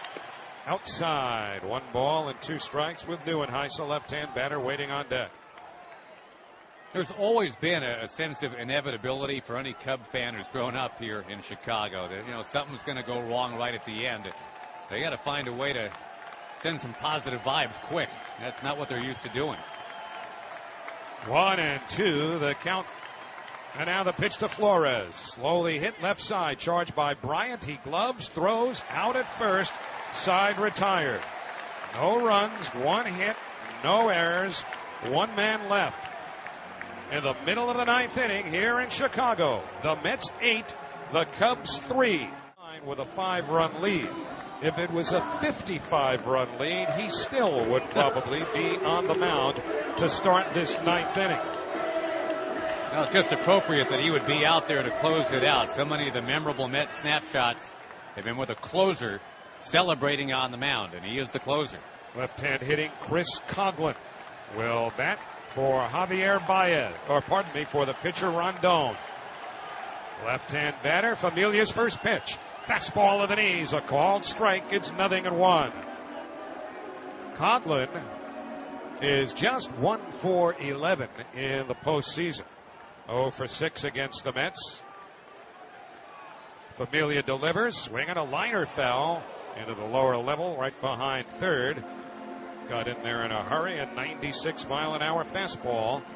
And the count 0-2 to a former National League Rookie of the Year with the then Florida Marlins. La Stella on deck, and then Montero. The outfield very deep. Many in this crowd are standing. The Mets to a man, draped over the bullpen railing. Familia sets the 0-2 pitch. Low with a split. 1 ball and 2 strikes. That split now the third weapon that Jerry's Familia has, along with that upper 90s fastball, the hard sinker, and the slider. Familia sets at the letters. Now the 1-2 to Coughlin. Swinging a ground ball to second, right at Murphy. Down to his knee. He's got it. Throws to first. 1 away. And Tommy La Stella will be the batter. When the Cubs came to Citi Field at the end of June, they came in having lost 5 straight games. So their manager, Joe Madden, tried to take some pressure off. He hired a magician to entertain his players at the ballpark, at Citi Field. And they wound up sweeping the Mets. Well, he may have to dig up Houdini right about now with 1 out in the bottom of the 9th, and the Mets leading 8-3. Tommy La Stella flied out as a pinch hitter his first time, then stayed in the game. Left-hand batter, Familia's first pitch. Fastball on the outside corner. Strike 1 called. David Wright is even with a line at third. Outfield pretty much straight away, although the center fielder Lagares maybe a step or 2 the other way. Familia rests the glove against his shoulder, deals 0-1, swing and a bouncer past the mound, over to Murphy at second. He's got it, throws to first, in time, 2 men away. And the Mets, perhaps just 1 pitch away from a pennant. And the last hope for the Chicago Cubs is Miguel Montero, a right-hand or a left-hand batter. How appropriate that Murphy has touched the ball twice in this inning. It's his world. His son Noah's only 18 months old, has no idea what Dad has done. Not yet. But someday he'll watch and he'll know. In late July on that rainy day against the San Diego Padres, what would you have given as the odds the Mets would be 1 out from a pennant here on the 21st of October? Familia sets at the letters. The first pitch to Montero. Fastball a little bit high. Ball 1. Dexter Fowler, a switch hitter, waits on deck. All 3 Mets outfielders deep. Murphy, the second baseman, is in short right field, about 10 feet out. Familia sets at the letters. The 1-0 to Montero. Inside and low, ball 2. Darius Familia has been utterly brilliant this postseason. Familia appearing in his 8th game. He's not allowed a run, and now 9 1/3 innings. He sets at the letters. Familia's 2-0. Fastball over, a called strike, 2-1. Familia recoils a bit after that delivery, kicking that right leg up. David Wright. What a journey it's been for him. Off the line at third. 2-1 to Montero. Familia sets. Here's the pitch. Fastball foul back to the screen. And now the Mets are an out away. Or make that a strike away now after the foul ball. Still an out away, but every pitch could be the last one. Familia goes to the scraper at the back of the mound. Kicks a little dirt out of the spikes, as does Montero in the batter's box. Familia waiting for him on the rubber. Peers into Darno for the sign. Familia now brings the hands together at the letters. Holds the set. Here's the 2-2 pitch. Breaking ball inside. He went with a slider and missed down and in. It's 3-2. If your stomach's in your heart with a 5-run lead, it's what happens when you go 15 years between World Series appearances. Now Familia brings the hands together, sets at the letters. The payoff pitch to Montero. Check swing. Did he go around? They check at third. No swing. It's ball 4, and the Cubs have life. Montero draws a 2-out walk. It'll bring up switch hitting Dexter Fowler, who will bat left-handed. Only the 4th runner against Familia in the postseason in 9 1/3 innings. That was real close to being strike 3, too, with that half swing. Murphy was already celebrating it on the field. Murphy was jumping and pointing at the third base ump, Mark Wegner. But on we go. And here is Fowler, 1 for 4. Batting left-handed. Right even with a bag at third. Duda does not hold Montero at first. First pitch, fastball over. A called strike, 0-1. Jorge Soler, who has 3 hits on deck. When you start getting into the Cubs' power, the Mets leading 8-3. Montero at first, 2 out. Last of the ninth. He's running the 0-1. Way inside. Almost nicked him in the leg. And the count, a ball and a strike, as Montero takes second on defensive indifference. So the count even, a ball and a strike on Dexter Fowler. Could be up for the last time as a Cub, eligible for free agency. Amelia checks the runner at second. Sets at the letters. The 1-1 pitch. Swinging a chopper foul over by the Mets dugout. And again, Jeurys Familia and the Mets a strike away. The count is 1-2. Several Cubs fans, somewhat disingenuously, are waving white towels, which may also be a metaphor. Some Mets fans are waving their orange towels. Familia bends in to get the sign from d'Arnaud. Sets at the letters. Montero leads from second. Familia checks him. Now the 1-2 pitch. Swinging a little chopper foul off his foot. It was off his foot. d'Arnaud reached for it, but that ball bounced into foul ground just slightly up the first base line. And so the tension will build a little more, and why not? Familia now chatting with d'Arnaud right at the base of the pitcher's mound. So d'Arnaud trudges back behind home plate. Familia hoping his next pitch will be the last. The outfield very deep. Lagares a step the other way in center. Familia comes set. Montero leads from second. Familia ready. The 1-2 to Fowler. Check swing. Breaking ball in the dirt. They'll check at third. No swing again, says Mark Wegner. That third strike still elusive. 2-2 the count. Nobody throwing in the Mets bullpen. This is the guy they want. Jeurys Familia. 43 saves during the regular season to tie a Mets record. Now he comes set. Checks the runner at second. The 2-2 to Fowler. High, a fastball, full count. And it's understandable if Familia has that heart pumping a little faster than usual. How could it not be? Sometimes when you're a little over anxious, the fastball rises. Now Familia comes set. Here's the payoff pitch. Swing and a pop foul coming back into the seats behind third. Into the upper deck.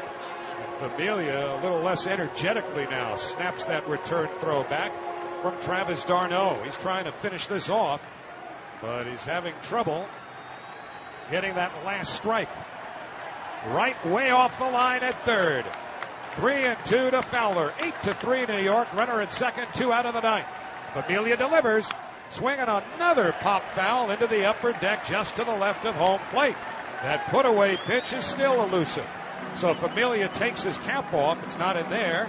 He looks down at the scraper at the back of the rubber and decides to brush a little dirt off of his spikes and climbs right back up onto the rubber.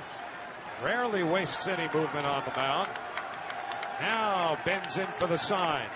Comes set. Here's the payoff pitch from Familia to Fowler on the way. And it's in there. Strike 3 called. The Mets win the pennant.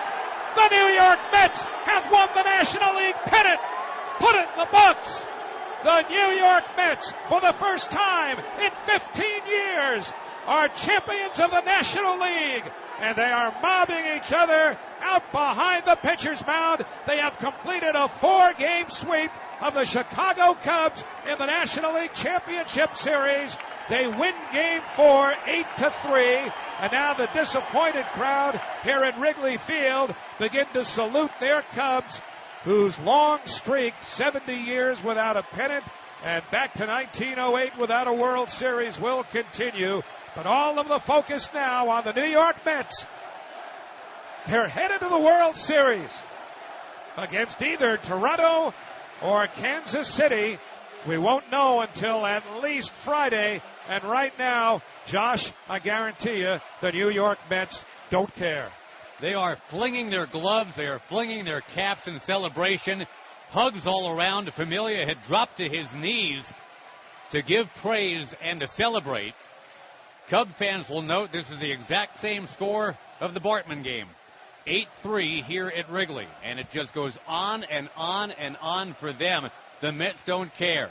The Mets have earned this thing. They were underdogs, thought by many, coming into this series. The Cubs had won 16 out of 18. The Mets do not care. They will go either to Toronto or to Kansas City. But tonight they are going to party, and they're going to party because they've earned it. You better believe it. Not only are they going to party, it's going to last all night because they're not leaving here until tomorrow. And so they certainly picked the right town in which to party. But right now the party's on the field. The Mets are being presented with blue T-shirts commemorating their National League championship. Not sure exactly what the shirt says yet, but the New York Mets are the National League champions, and for the first time since 2000, they'll be in the World Series trying to win their first World Championship in 29 years. But if any Cubs fans just overheard that, they just shake their head and go, really, big one? You know, it was almost appropriate, Howie, that it was a delayed third strike call by Paul Emmel. And also, I think, a little bit appropriate in a weird kind of a cleansing way that it was a taken called third strike by a switch hitter batting left to end the NLCS. Somewhere Carlos Beltran can take a breath and say, yeah, someone else good. This one had a little less drama. But the Mets find a way to get this done. And for all of the rhetoric from the Cubs, they were going to find a way. They played the Rocky theme over and over and over. But the lyrics of that song, if I recall, are going to fly now.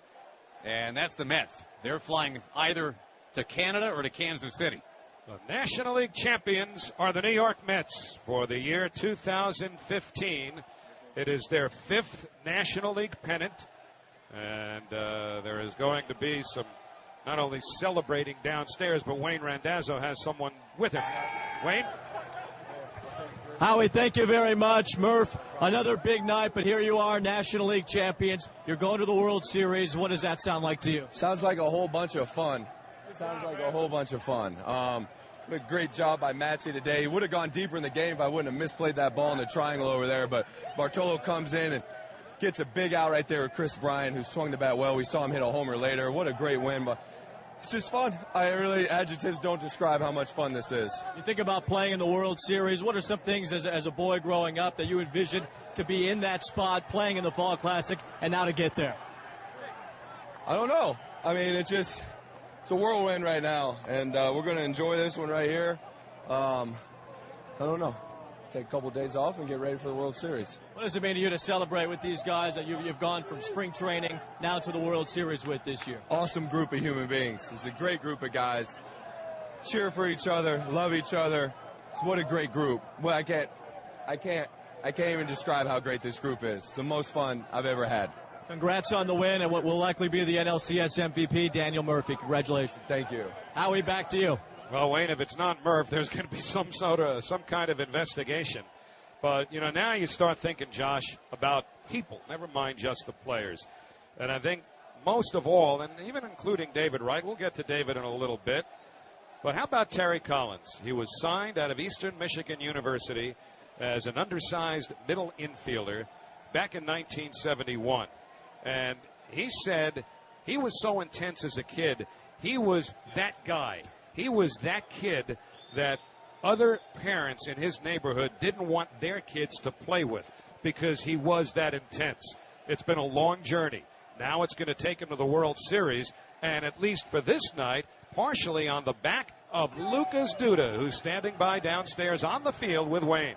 Howie, thank you. Lucas, tonight, big night for you. A home run, 5 RBIs tonight. But for Terry Collins, keep plugging you in the lineup, being in the 5-hole every day. How much are you happy that you are able to pay off that confidence for Terry?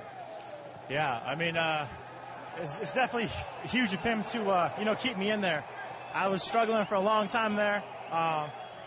So I'm just, it's a big, boost of confidence from Terry. Keep me in there. But we wouldn't be here without Daniel Murphy, man. This guy is unbelievable.